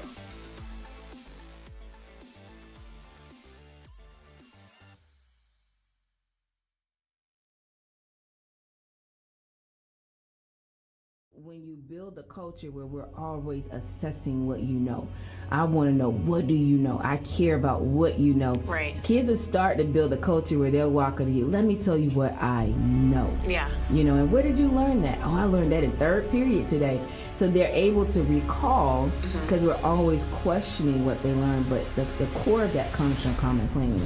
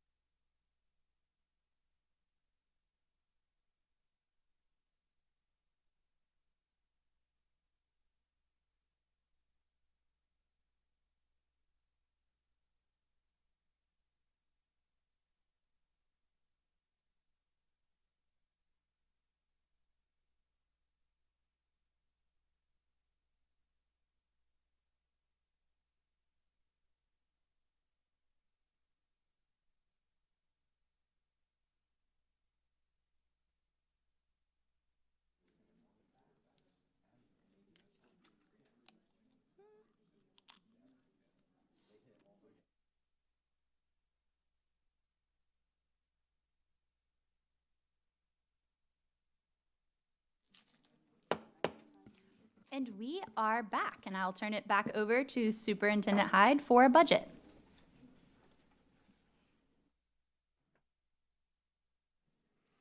Madam Chair, I'm sorry. Either I have a very sensitive screen to turn my mic on off. Okay, thank you. All right, competing. At this time, it's my pleasure to introduce Mr. Pitts. As you know, this is a continuation of the discussion regarding school budgets and our district budget. We did have to ask your permission to push the school allocation piece to the first meeting in February, please, due to unforeseen issues that prevented Mr. Pitts and myself from being able to collaborate on that document. So that will come to you at the next meeting. Mr. Pitts, it's all yours, sir. Thank you very much, and good afternoon, Superintendent Hyde and fellow board members. I appreciate this time that you've given me. As Mr. Hyde alluded to earlier, we have a $2.5 billion budget, and when the public sees that, it looks like we're flush with money. But when I started as the budget director and started looking at our budget, I realized there's a story here to tell. These finances tell a story. This presentation that you now have is a shorter presentation of about 70 slides that I think tell a story of the declining funding for Polk County. But Polk County has done an excellent job in the use of its funds. I'm so excited with this efficiency committee and the efficiency audit. Either they're going to back up that we're really efficient, or they're going to help us find ways we can become more efficient. So either way, it's a win. It's a win-win. So I'm glad you had a break. I hopefully you'll be excited about the information. People get so bored by budget, and so I wore a pink shirt today to try to liven it up a little bit. So this is the slide that we left off last time. It's just an overview of where our staff is allocated. These are actual numbers as of about Christmas time. Let's see, there's one more. So out of the 13,000 employees that we have, all but 1,500 employees are directly in schools, and then the district support staff is about 1,500. And we're going to go kind of fast through some of these slides. So challenges that Polk faces. We're unique. We're an urban and a rural county. You take a drive up through Auburndale, it looks, pretty suburban, and then you get out to Green Swamp, and now we're more in a rural area. And so our schools look different based on the area of the county that they're in. Extremely high transportation costs due to the size and layout of the county. Now, we're going to talk about transportation a little more in detail in a couple minutes here. But the state funding that we have for transportation only covers 60% of our costs. This is an example of an unfunded or partially funded mandate. Dr. Wilson was an advocate of getting focusing on those unfunded mandates and partially funded mandates where the state says you have to do this, but yet we don't get the funds to really carry out those mandates like we need to. Polk County is larger than the state of Rhode Island. We have 540 buses that transport over 51,000 students. 60,670 miles are traveled each day. Now on the slide here, there's 24,901 miles. That's the circumference of the earth. So we're traveling 2.5 times the circumference of the earth every day transporting students in Polk County. I love telling people that. Florida's financing model. So that's what we call the FEFP, the Florida Education Financing Program. And typically during legislative sessions and in the press, it's kind of referred to as dollars per student. That's a good way to look at the financing model. Now, we don't have to participate in the FEFP if we wanted to try to use our own local funds, we could do that and not be part of the FEFP, but then we wouldn't have access to the state funds. When it was designed in 1973, it attempted to equalize funding across districts. And I heard a good analogy today, sort of like if you get a Big Mac from McDonald's in Georgia, you come to Florida and go to McDonald's, you should get the same quality of Big Mac. And that's sort of a generic way to look at how the state wanted to equalize funding. So they wanted poor and small districts to have access to more funds. Now, Florida primarily funds its schools through property tax. That's what the local government provides, is that property tax. And the state uses primarily sales tax to support school funding. Some may want to believe that the lottery funds education, and it does. It covers 5 days of the 180 days of a school year. I'm going to go pretty fast, and someone please stop me if you have any questions. This is the formula. So, yes, this is a nice formula. It's a good slide. Whoever created this slide, this was very nice. So the way that the funding works is it starts off with our unweighted FTE students. That's that first box. It shows this year 116,000 students. That is essentially butts in the seat. Excuse that reference, but that's how I view what the unweighted FTE is. Then we apply program weights. Now, that would be for students that are ESE or maybe ESOL, English is not their first language. The state will give extra weights for that. So then the calculation, using those weights, we get the weighted FTE. And what that represents is, although we have 116,000 students in our district, it's equivalent to really 125 because of the additional weights that we give to those students that need more support. The base student allocation, you'll hear that in legislative talk here. That's where we typically would like to see the state put extra money, is in that base student allocation. Then you times it by the district cost differential, and we've talked about that quite a lot over the years. That's basically a cost of living index created by the state, and essentially, instead of getting a 100% of our funds, we're only going to get 97% because, in theory, it's cheaper to live in Polk County. So that's what that DCD represents. It actually went up this year, but we had 4 or 5 years of declining DCD, so we finally got back up to the 0.97. We had been in the 0.96 for quite a while. So then you come up with your base funding. That $503 million, those are the funds that are almost totally unrestricted. We can spend those funds however we want.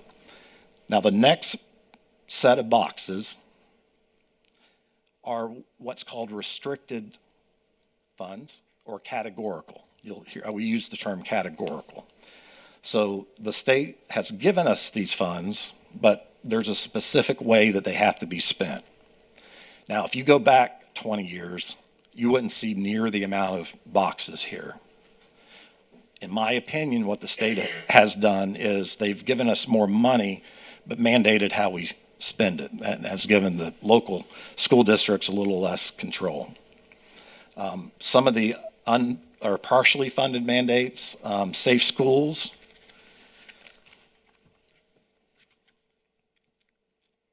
Let me catch up with my notes here. And I've had to start going to reading glasses here the last few months. I tried to resist as long as possible. So safe schools.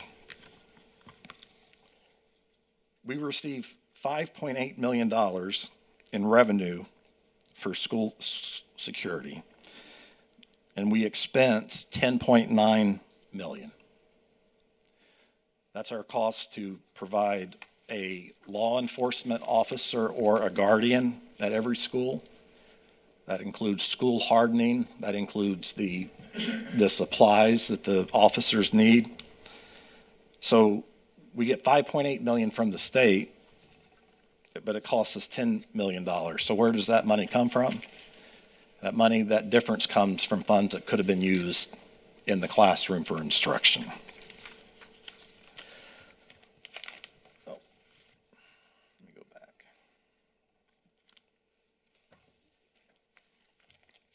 So you can see that at the very bottom, our state funding for this year, our total funding is $696 million. Now, transportation funding, this is one that I focus on quite a lot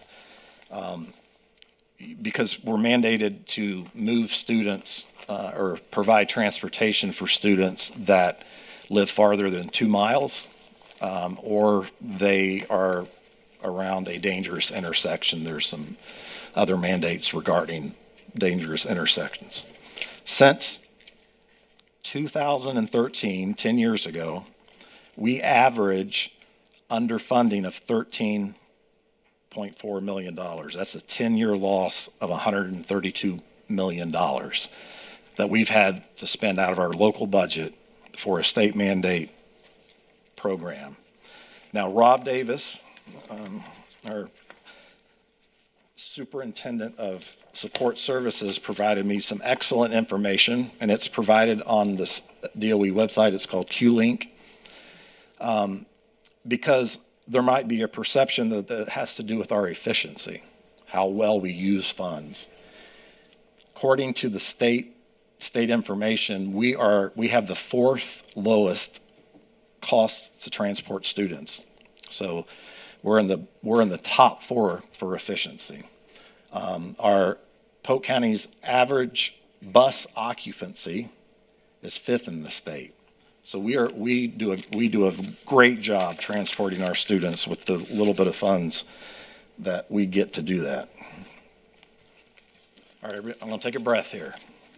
You have to really look closely at this spreadsheet.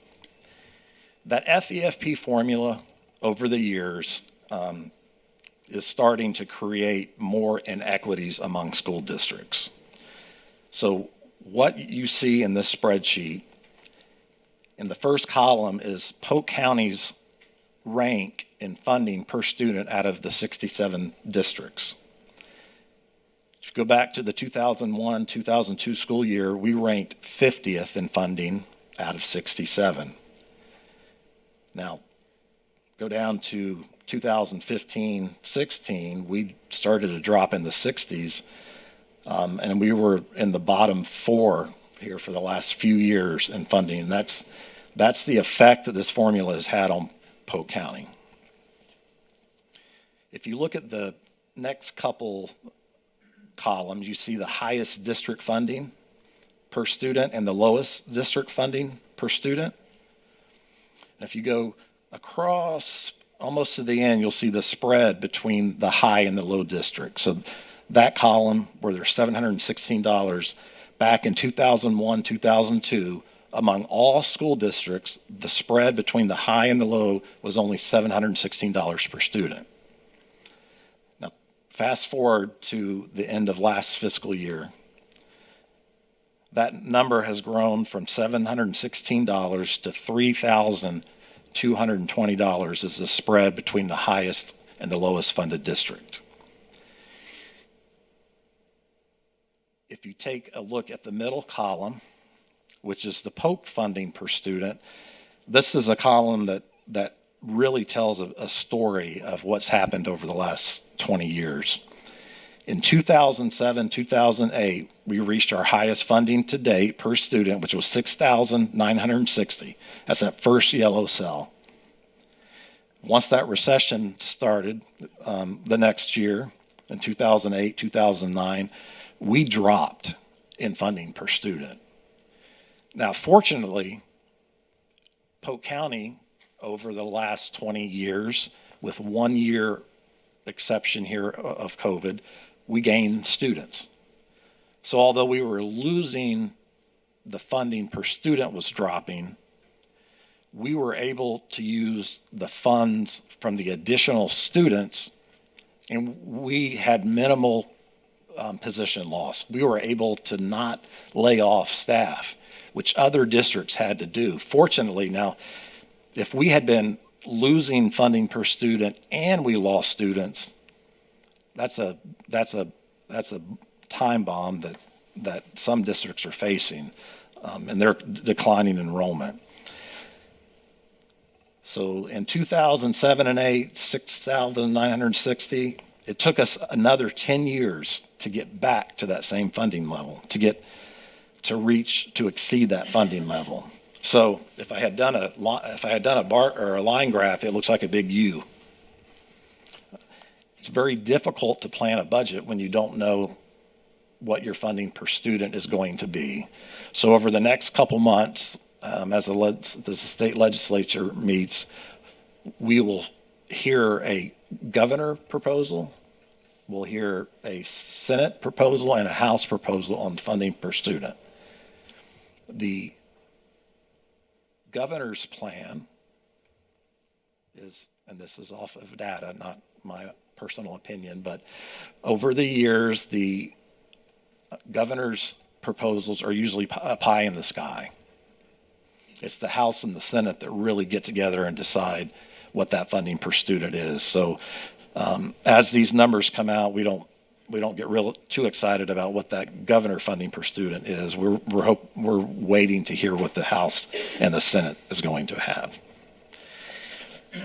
Over the last 10 years, if Polk County had just been funded at the average, we would have gained $270 million, just if we were funded at the average, which we were much closer to the average back in the early 2000s. Is there any questions on that? That was a lot to talk about. I did it quick.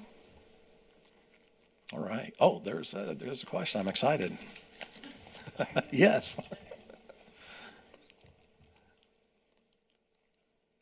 Okay. We've talked about transportation for a long time. Is it something that we need to put together as a legislative agenda item? Because we also discussed that we do more for students with transportation than other districts similar to size, as far as transporting students to choice schools and choice programs, and we might have to reimagine that because of the expense. But what are we doing? I mean, it's not going to get better unless it's changed how they determine that transportation funding. What are your solutions, Jason? And I have one other question for something that's early on in the slide, and I've noticed it a couple of times. We may have had a short conversation about it up here. We need to compare, probably for the public's sake, compare ourselves to states similar to us. New York is state tax, very different cost of living. We outperform them sometimes. I would love to see us compared, and I don't know if we can. I don't know if Florida may just be so unique. There's hard to compare us, but I would like to see us compared to states, similar economy, similar cost of living, because that may help the public. It kind of looks like we're pushing and like, look what they do for New York. Well, of course they do. They have lots more buckets of money. So if we could do that, I think that would be helpful. But transportation, how are we going to alleviate that cost? We keep talking about it, it keeps growing. And if Rob can correct me if I say anything that's incorrect.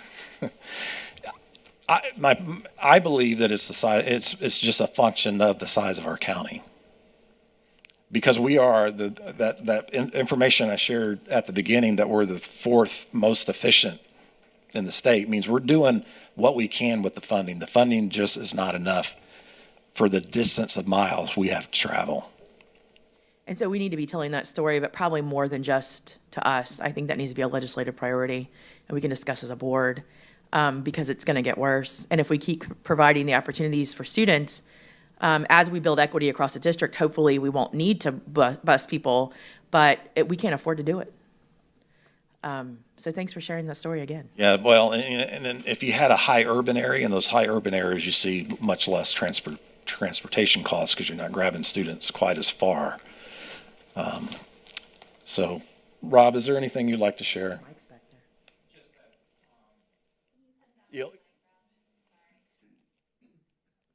We should probably give you guys mics back there so you can. Because I'm curious, and I don't know, Rob, if you know this offhand, is how we compare like the funding for the percentage of the difference between revenue and expense. So, as in percentage wise? Yeah, yeah. So, I'm sorry. Basically, if you look at the overall funding that all 67 districts spend in transportation, it's over $1 billion. The state funds it at about the last I looked at 480 million. So they're not funding anywhere near, not even half of what it's costing to transport the students in all 67 counties. So the ABO, the average bus occupancy, it is extremely important to make sure that we have a high ABO, which in return gets us more of that pot of money, of that $480 million, that makes us a little bit more efficient. With the size of our district, one thing that is going for us is that we do not compound buses, and we don't have a lot of deadhead miles where they're traveling empty. But we do have a lot of unfunded mandates like McKinney-Vento, the Families Care Act, things of that nature that requires us to do some unique transportation, requires us to outsource that transportation, which is at higher costs. So to find a fix for it, I think the state needs to fully fund a mandated service that's being required, and that would help solve our problem. Very well said. Yes. We can let Dr. Allen go first. No biggie.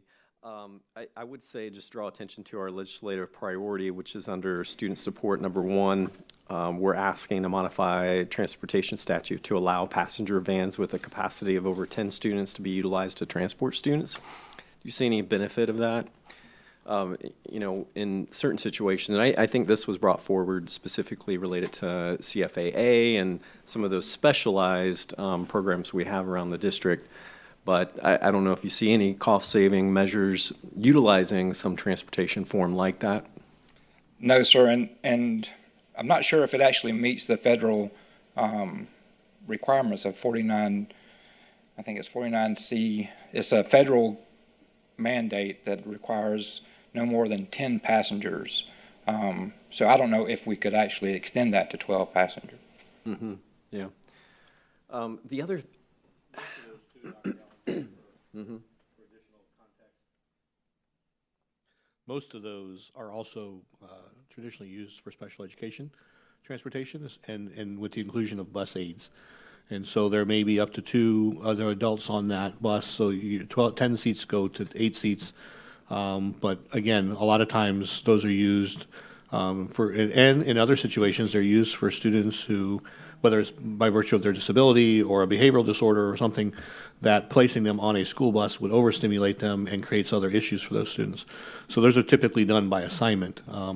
I've been in school districts where they use taxi services for some students in very rural areas because there's only one student all the way out someplace, and we've worked with families to provide taxi service, or, as we do here in Polk County, there are a number of instances where we reimburse parents for transporting their own child. To Ms. Miller's point, we're going to arrive at a difficult position at some point where we're going to have an honest conversation about our hub transportation, our magnet transportation, and those types of things. And by having a conversation about possibly scaling that back, that does not mean you eliminate it for the haves and the have-nots. There are a number of districts in the state of Florida that provide transportation for magnet, school choice, but limit it to their Title I communities or students who specifically qualify, so that there is no barrier to those students gaining equitable access. I also believe, to Ms. Miller's point, that as we seek to replicate programs within each zip code, within each community, each region, those high interest, high needs programs, that we reduce our overall footprint. But I know Mr. Davis and I were having a conversation As you know, because each of you receive emails concerning traffic congestion in front of some of our schools. There are some, Highlands Middle or Lake Highlands Middle School. We have Chain of Lakes, where traffic congestion is a legitimate concern. One of the possible solutions would be reducing the mileage requirement from 2 miles to potentially 1.5 miles, because some of those buses, to Mr. Davis's point, are not at 100% occupancy. So we could put more students on those buses and alleviate some of the traffic congestion from personal vehicles and or other things. The problem then is we're actually penalized for being more efficient. It actually impacts our efficiency component that he was talking to you about, which qualifies. So when we operate efficiently, we get additional dollars.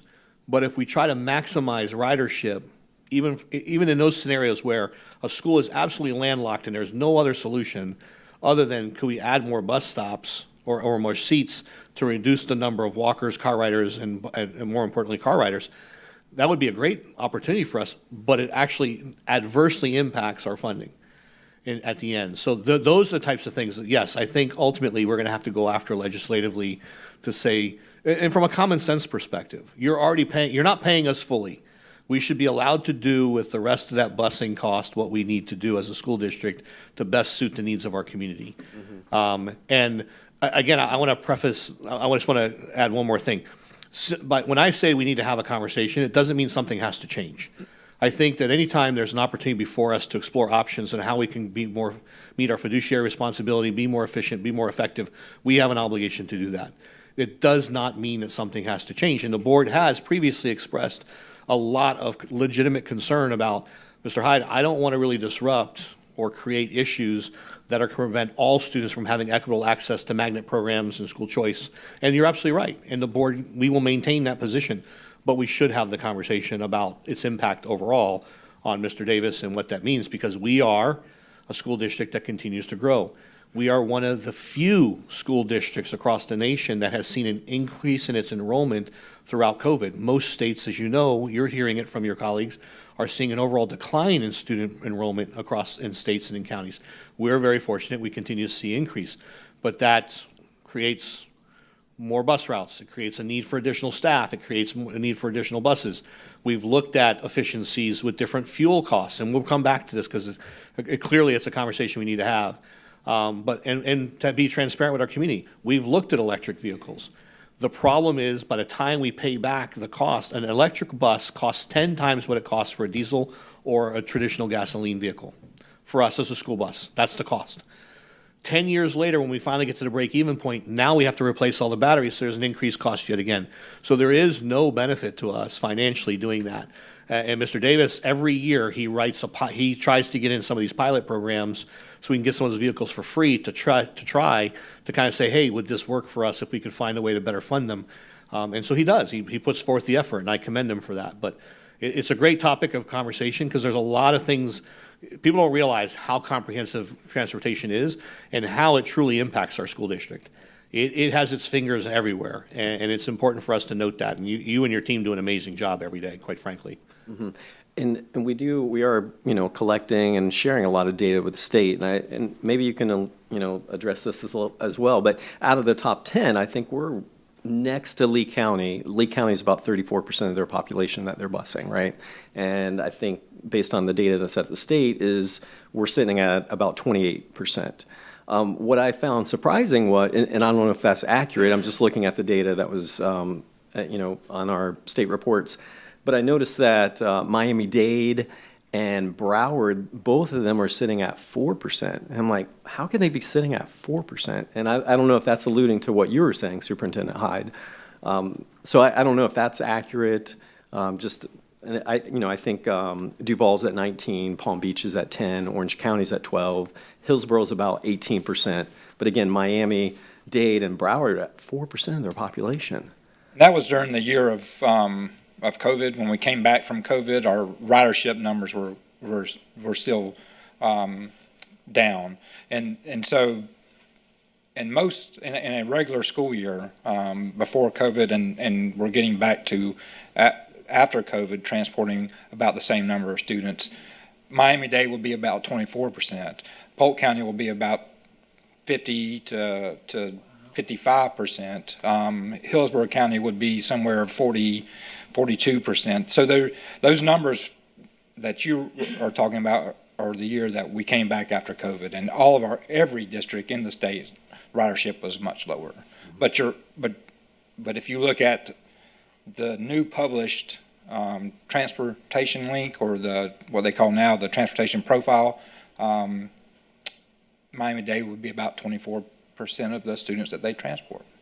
And that's one of the reasons is because they are an urban district, and their schools are closer, and they don't have to transport as far. Yeah. Good. Thank you. Mr. Sharpless?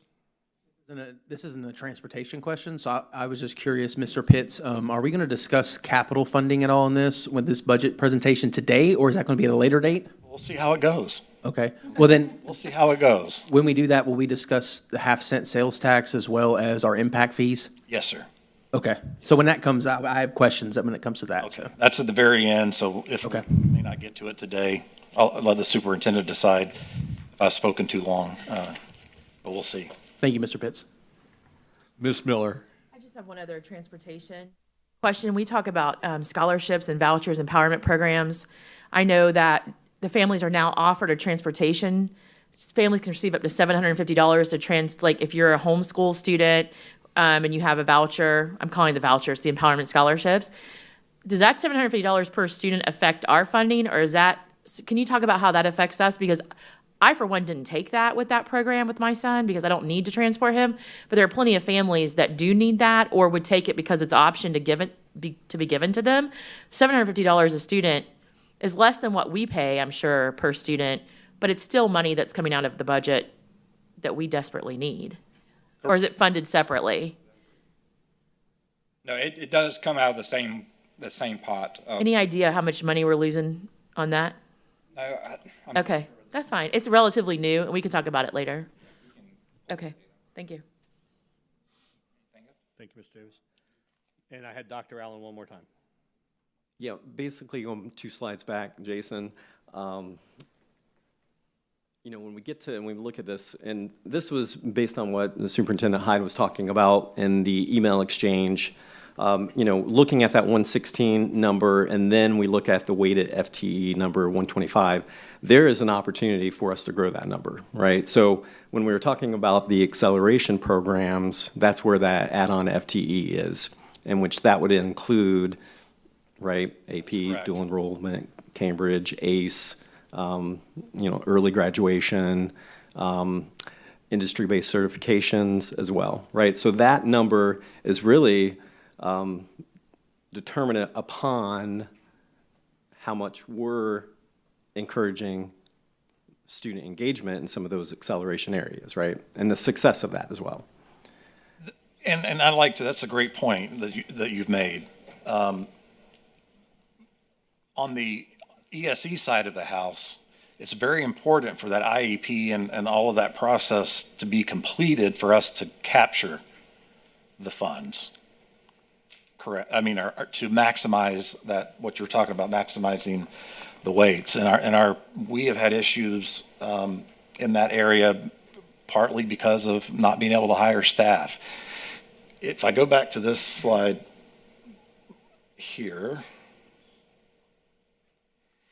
when our funding was like in 2005, 2006, when our funding is 43 out of the 67 districts, and we've continued to drop and drop and drop and drop, that's where we have not been able to hire. We haven't had the funds to properly staff the level of service we like to provide.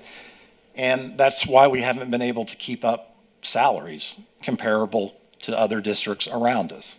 Because at the time, earlier, 15 years ago, we were 43rd out of 67. But to try to staff and give the salaries that we really need to attract, to have a full load of staff, and that's our challenge. That's the takeaway of that slide there. The takeaway is that the formula is not working, and the state a couple of years ago had said they were going to revisit this formula, And it hasn't been done yet. They haven't acted on that yet. All right. Any more questions on that slide? I'm going to. Sir, you're good. You're good? Okay, I'm good.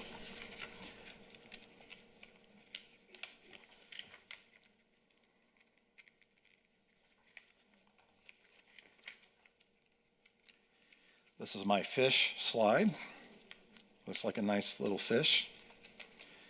This slide is a very important slide too, because as we talk quite a lot about the rollback rate, and I'll mention again that the school board is the only taxing authority that cannot set their full millage rate. That's the required local effort is determined by legislature every year. And if you take a look at this slide, which starts in the year 2010, we were increasing for a few years there, we were actually increasing our millage rate in the early 2000s. Okay, we're increasing our millage rate. Property values were going up. So we were able to give, that's back when we had more of a step plan where we could do something like 3% a year. But here's why we could not keep up with that. Between 2010 and 2013, we lost a third, Polk County lost a third of its taxable value because of the recession. In 2013, we were in the top 4 counties in the nation for the amount of property or taxable value loss in those 3 years. I mean, it was just massive. To see those funds. So the legislature was increasing the millage rate there, which helped our total funds. But then in 2012, a new legislative group came in. I'm going to be honest here. And since 2012, the millage rate, the required local effort has just continued to drop. You can see in 2014 we were at 5.299, and in 2019, I haven't updated this slide for the last couple of years, we dropped from 5.29 to 3.998. And what's happened is, as you see the red line increase, as our taxable value has gone up, slipped.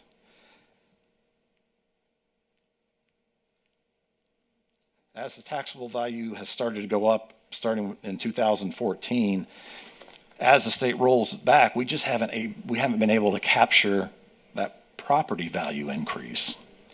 That's really at the heart of Florida's issue. Since we fund our schools on property tax and sales tax from the state, we're finding that the volatility is more like a roller coaster. We've seen your property value in the last couple of years start to skyrocket again.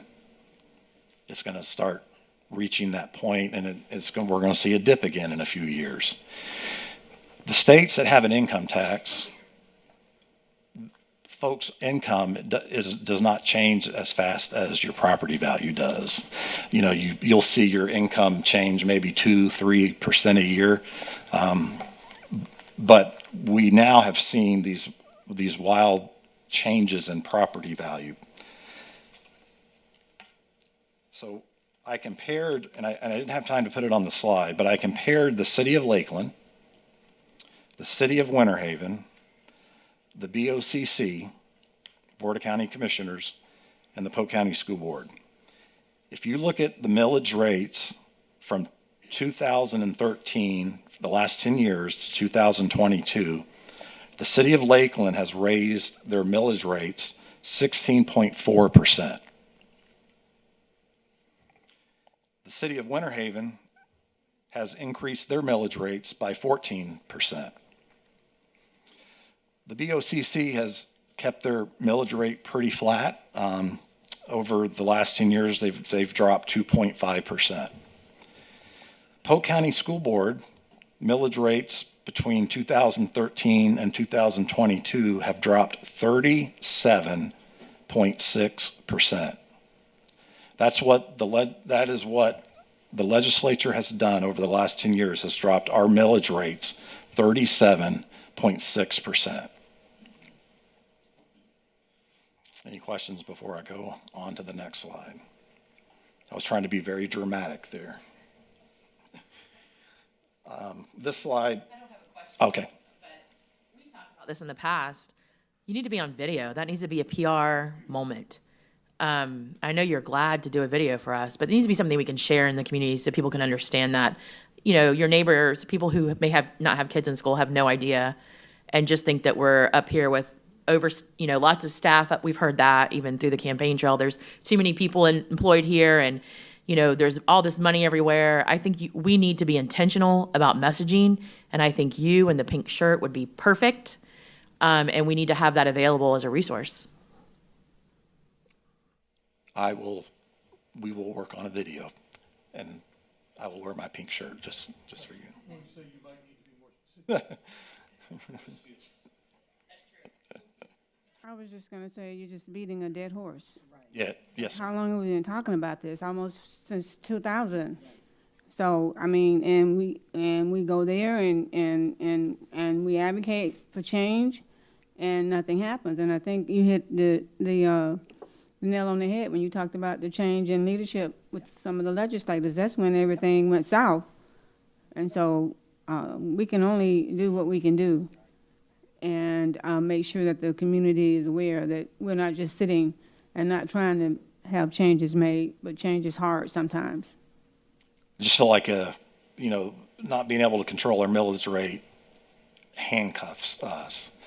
Now, I will point out that our opportunity to change the millage rate is to put it out for a vote. But that's the avenue that school districts have to raise their millage rate, but it has to be approved by voters on a referendum. Okay, I'm going to skip this slide. It's a little more of the same information. So what if the millage rate was constant at the 2011-2012 rate instead of rolling back the millage rate? So the first column, not the fiscal year, but the first column, total millage, that includes the required local effort, and then there's a 0.75 mils for operations, and there's local capital improvement also, which is capital funds. That makes up our total millage rate for our homeowners. So if we had held constant in 2012, 2013, my date's wrong at the top, we would have had an extra $388 million in revenue that would have been captured at just holding the millage rate level. That's the effect that our district has faced with the rollback. Now this is a complicated slide in the sense there's several things going on, but I think it's very important, and this is something that the average citizen does not understand. So how has the school district's total millage rate affected the average homeowner? Now, I pick myself as an average homeowner. This is actually, the data here comes from my property tax records over the last 10 years. In 2007, I bought a house from my parents, the house that I grew up in, for $175,000. The next year, in 2008, the market value was climbing up until 2009, and that's what happened to the market value of my home. The assessed value is the value that you actually pay your taxes on. That's after the particular exemptions that you might have. But what happened in early 2000s is the Save Our Homes legislation was passed. Before the Save Our Homes legislation was passed, your assessed value, your taxable value could go up at whatever the market value was doing.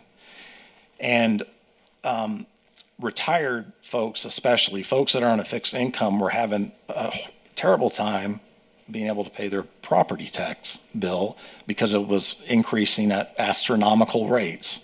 So the Save Our Homes capped what your taxable value can go up at 3% or the cost of living index, whichever is less. And for most of these years, the consumer price index was around 2%. So for homeowners that have their homestead here, their taxable value could not go up more than 2% a year. Now, if you're a homeowner and you don't have a homestead here, maybe you have a homestead in another state, you don't get that protection, but there is a cap of 10%. Previous to that legislation, there were no caps. Okay, so let's go back to the slide here. My assessed value is what I pay taxes on. That is you can see in 2008, 179,000, 2009, 179,000, 2010, 184,000.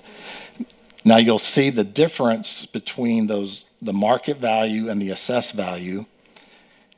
The Save Our Homes benefit for me and my family in that very first year was $26,780. That's the value I didn't pay any taxes on. It's like a savings. Now, go many years later to 2020, those years just flew by. My market value was back up to $238,000. This is when we sold our house. $238,000 was the market value, but the assessed value was only $167,000. So what that means is I had a savings of $70,992. So when I went and moved out of my home and bought a new house, I was able to take that $70,000 in that savings, and it reduced the taxable value of my new property. So we bought the new property was around $238,000. So it's very close to what I'm paying taxes on now, $167,000. So what you would see in neighborhoods is somebody that's been a long-time homeowner in Polk County, and somebody, I'll just use New York, comes to Florida, they're going to pay on whatever the sell price is. That's going to be where their assessed value starts. And I know in my neighborhood in Auburndale, in 2020, my tax bill was $1,017. We had a sale right behind us, and that gentleman was paying $3,000 in property tax. Now, that is very difficult to explain to a taxpayer how that has happened. Why am I paying triple for government services than my neighbor that is paying, a third less than I am? That Save Our Homes legislation didn't take into account that they did not think, that property value would decline. Because every time property value declines, it puts that cap on there. And local governments, all local governments in Florida have this has really created a problem with their revenue. That was a kind of a complicated slide, but I don't know if anyone has any questions before I move on. It's a lot. It's complicated. It doesn't make sense that in 2008 I paid $1,200 in taxes, and in 2020 I paid less taxes. My tax bill was $1,017. But that is all from the Save Our Homes legislation.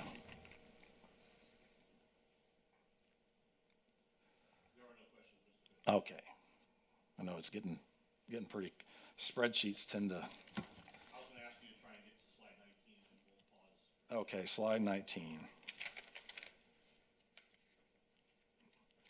On here, this slide 35. Yeah. I'm getting tired of talking to them, actually.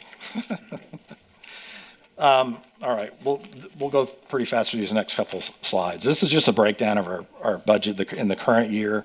Our total adopted budget is $2.3 billion, but our general fund is about half of that. And that's what we typically focus on in these meetings is general fund, as those are the most flexible funds. You can see our special revenue title funds, food service, and other grants. Food service in this current year is $89.4 million. The title type of funds is $124 million. ESSER funds, $282. Those are going away over the next couple of years. So we've been able to boost our fund balance a little bit because of those ESSER funds, but those are going to dry up over the next couple of years. Debt service, $65 million. We actually have a lot of debt capacity. We've been very conservative in taking out bonds for schools, but our budget is only $65 million for debt service. Total capital currently is about $445 million. Internal services, that's like our health insurance fund, $154 million.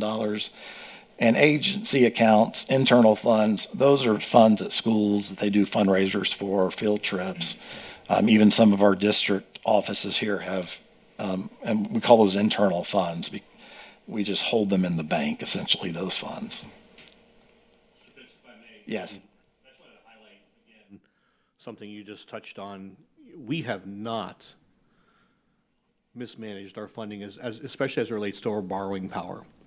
And much to the district's credit, you have in the past procured properties either through direct donation and or purchase. And up until very recently, with the development of Davenport High School, our school district has not had to purchase a parcel of land for school construction in a very long time. And so that's a testament to you all. Additionally, as you know, Ms. Jenkins last year was able to restructure one of our reoccurring debts, and we ended up saving a little over $175,000 per year as a direct result of those savings. And we have Ms. Usher, prior to her departure, she deserves a lot of credit, as does the board, and those who have supported her in her role. We were able to really fund the vast majority of our school construction projects through local effort, really through the half-penny sales tax referendum and also through impact fees. So really, kudos to you all for managing that well, because our ceiling is very high. Our bond rating as a direct result has remained intact.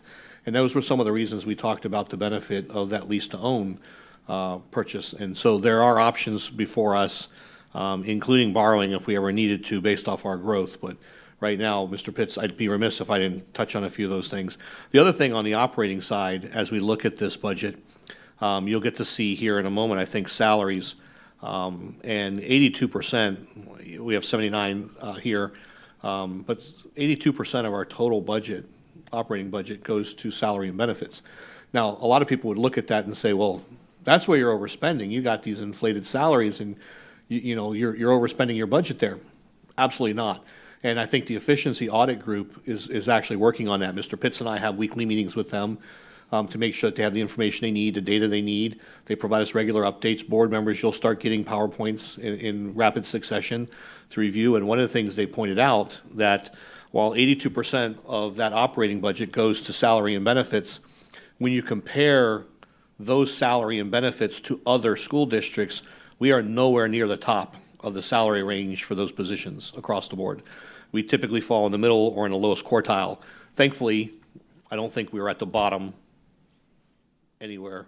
No, we're not. We in every position we're higher than the funding level that we're at. Right. So if we're at the fourth lowest, we have no positions that fall below at the bottom. Of all of our positions are above our funding average. Which shows that we're managing our funds very efficiently. So I think that's important to note. Because again, you could look at that number and say, well, 82% of 1.3 billion is a big number, and that's where your not operating efficiently and effectively, and it's simply just not the case. And so we have to make sure we convey and communicate that as frequently as possible. Back to Ms. Miller's point, how do we keep this conversation going in our community? Because Ms. Fields, as you pointed out, we've been talking about this for 20 years, and it's a reality. But it's time for the program model and the funding mechanisms to change. I don't disagree necessarily that our overall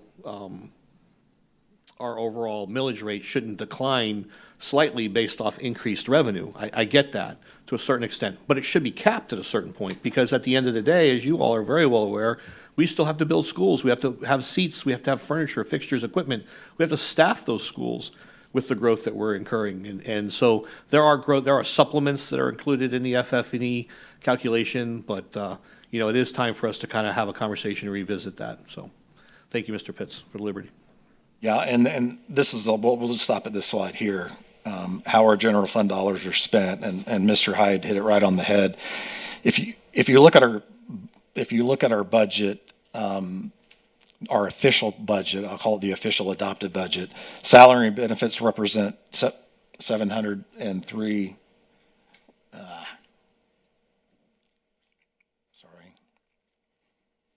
70.3% of the salaries and benefits. That's because in contracted services that are showing 20%, charter school payments are coded as contracted dollars.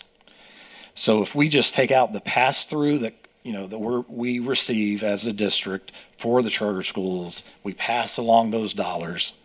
There's a little bit of holdback, administrative fees that the district gets to hold back. But if you take out that pass-through, we're looking at 82.1%. And you can see how low, there is a perception that contracted services were out of control. That is not the case. There is a very small amount of our budget. Utility, energy, services, gas, gasoline, very small percent. Materials and supplies, very small. And other expenses, all of our funding is really in staff.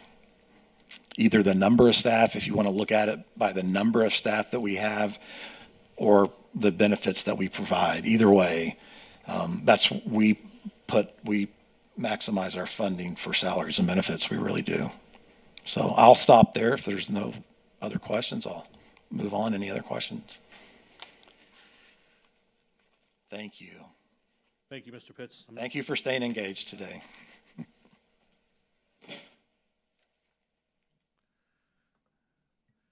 Madam Chair, that concludes the superintendent's report and the budget and staffing report. There are two items before the board under information items. One's our standard donation report, and the other is the quarterly report for superintendent approvals. Those are bid items, as you know. So, Madam Chair, largely that concludes my portion of the workshop. Thank you, Superintendent Hyde. Did anybody have questions on the information items, donation report or the superintendent approvals report? All right, seeing none, we will go to review the board meeting for tonight.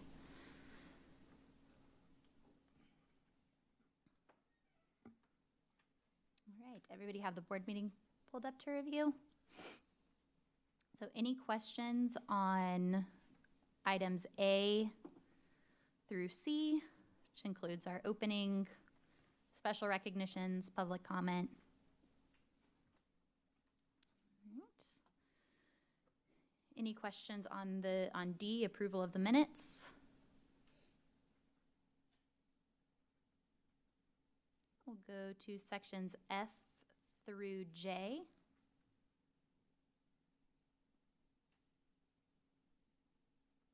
Sections K through L.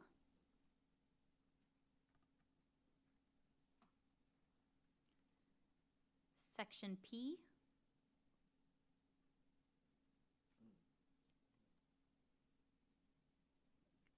Dr. Allen? Well, hold on.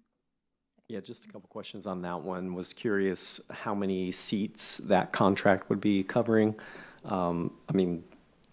Would like to hear a little bit of background on that one. Qualtrics, great tool. Was just curious where it's going to be implemented and deployed and who's going to be given access to that. So this is going to be deployed district-wide. Mr. McNaughton, would you please come forward? I was looking for Miss Pasco, but I don't see her.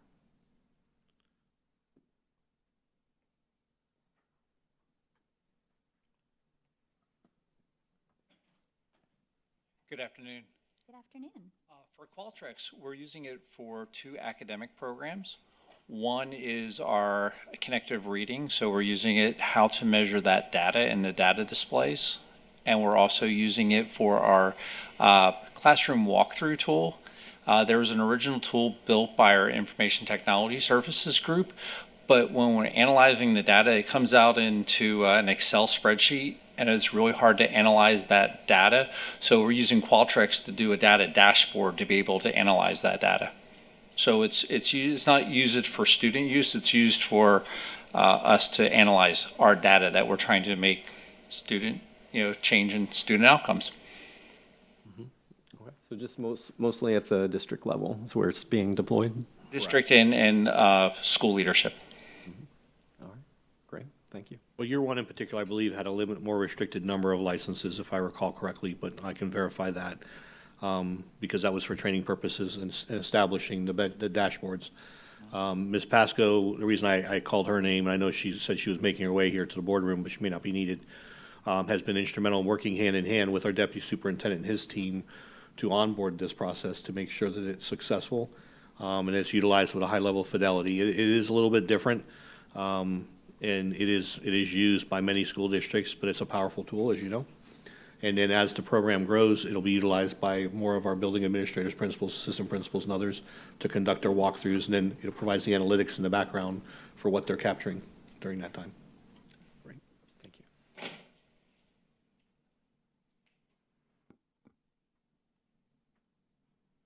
All right, any more questions on P? Okay, questions on Q?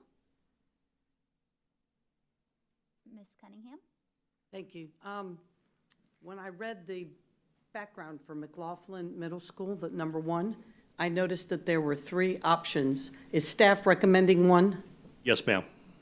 Which one is it? Oh, my goodness, I knew you were going to ask me that. Yes, It you was did. because I've gone back and forth with them repeatedly based off their community-based meetings. I will get that before the next meeting. I'm looking for the Hopefully, regional. since we're Oh, voting. no, I will. Ms. Rollerson will be here to share that information with you, because again, we made sure they adhered to district policy and practice.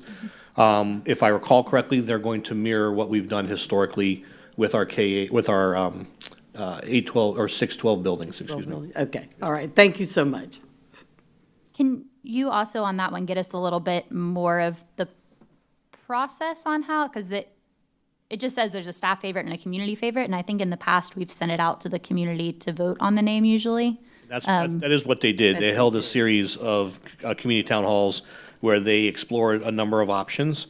And again, historically, the district has a protocol for naming conventions that we have utilized, again, for consistency across the board. So but yes, they did adhere to the practice of going through their SAC committee, having a conversation, opening up further to their community.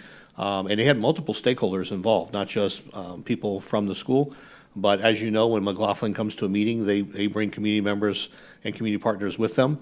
They have strong roots there, and so they were all directly involved as well.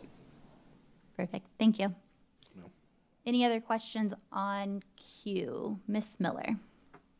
Just had a statement. I don't, this was the one meeting that I missed, I think. I just want to. Hold on, Ms. Miller. Oh, I'm not on. I don't. Am I now? Oh, there I am. On the renewal of the Lake Wells Charter Schools, I think it was a great presentation from the Jenny Howard and Polk Avenue group. You know, people ask a lot of the time, renewing it 10 years is a very long time. And with administrative changes, board changes, things can happen financially. And, you know, what is our recourse or what is the checks and balances? I have great confidence in that, especially the high school with Anuj being the principal and the superintendent of Lake Wales are going in the right direction. But Candy, can you just mention quickly, if the superintendent allows, what, for any schools that we do these long 10, 15-year renewals, what is set in place during that time if there is an issue where we can provide support for these schools if needed? Thank you.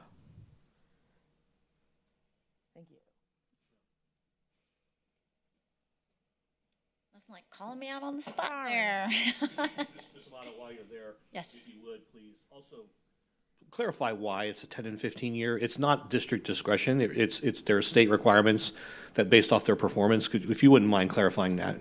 Okay, perfect. Thank you. I hope Wes has his legal book. He can give you the actual legal jargon, but in a nutshell, 15-year contracts are dictated by statute based on performance.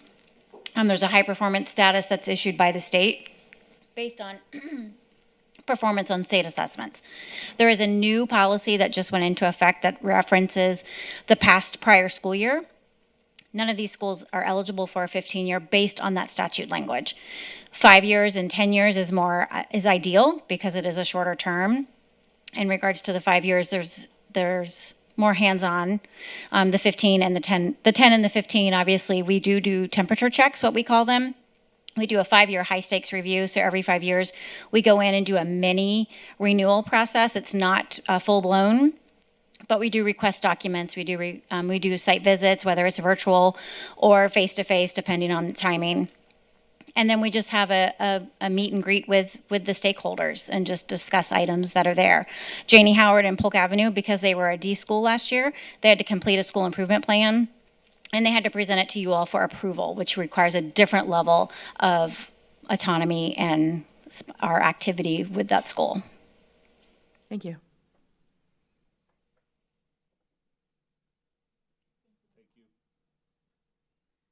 Any other questions on section Q? All right. Section R is the public hearing. Any questions on section R? Seeing none, we'll then go to the superintendent's report. Wes, any report from you today?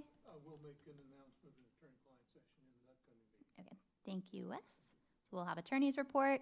Do we have an auditor's report today? Thank you, Ms. Matthews. And then we'll have board member reports and public comments. Any other questions on the agenda for this evening? All right, seeing none. We'll go back to the work session. Does anyone have any updates from their committees that they're liaisons to? Dr. Allen, looks like he's thinking about it.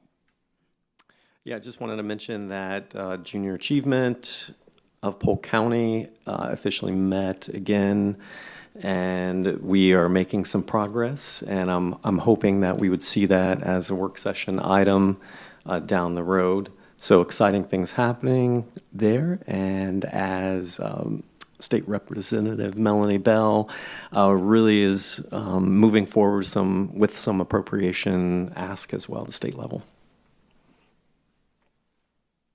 Thank you. Anybody else have any updates?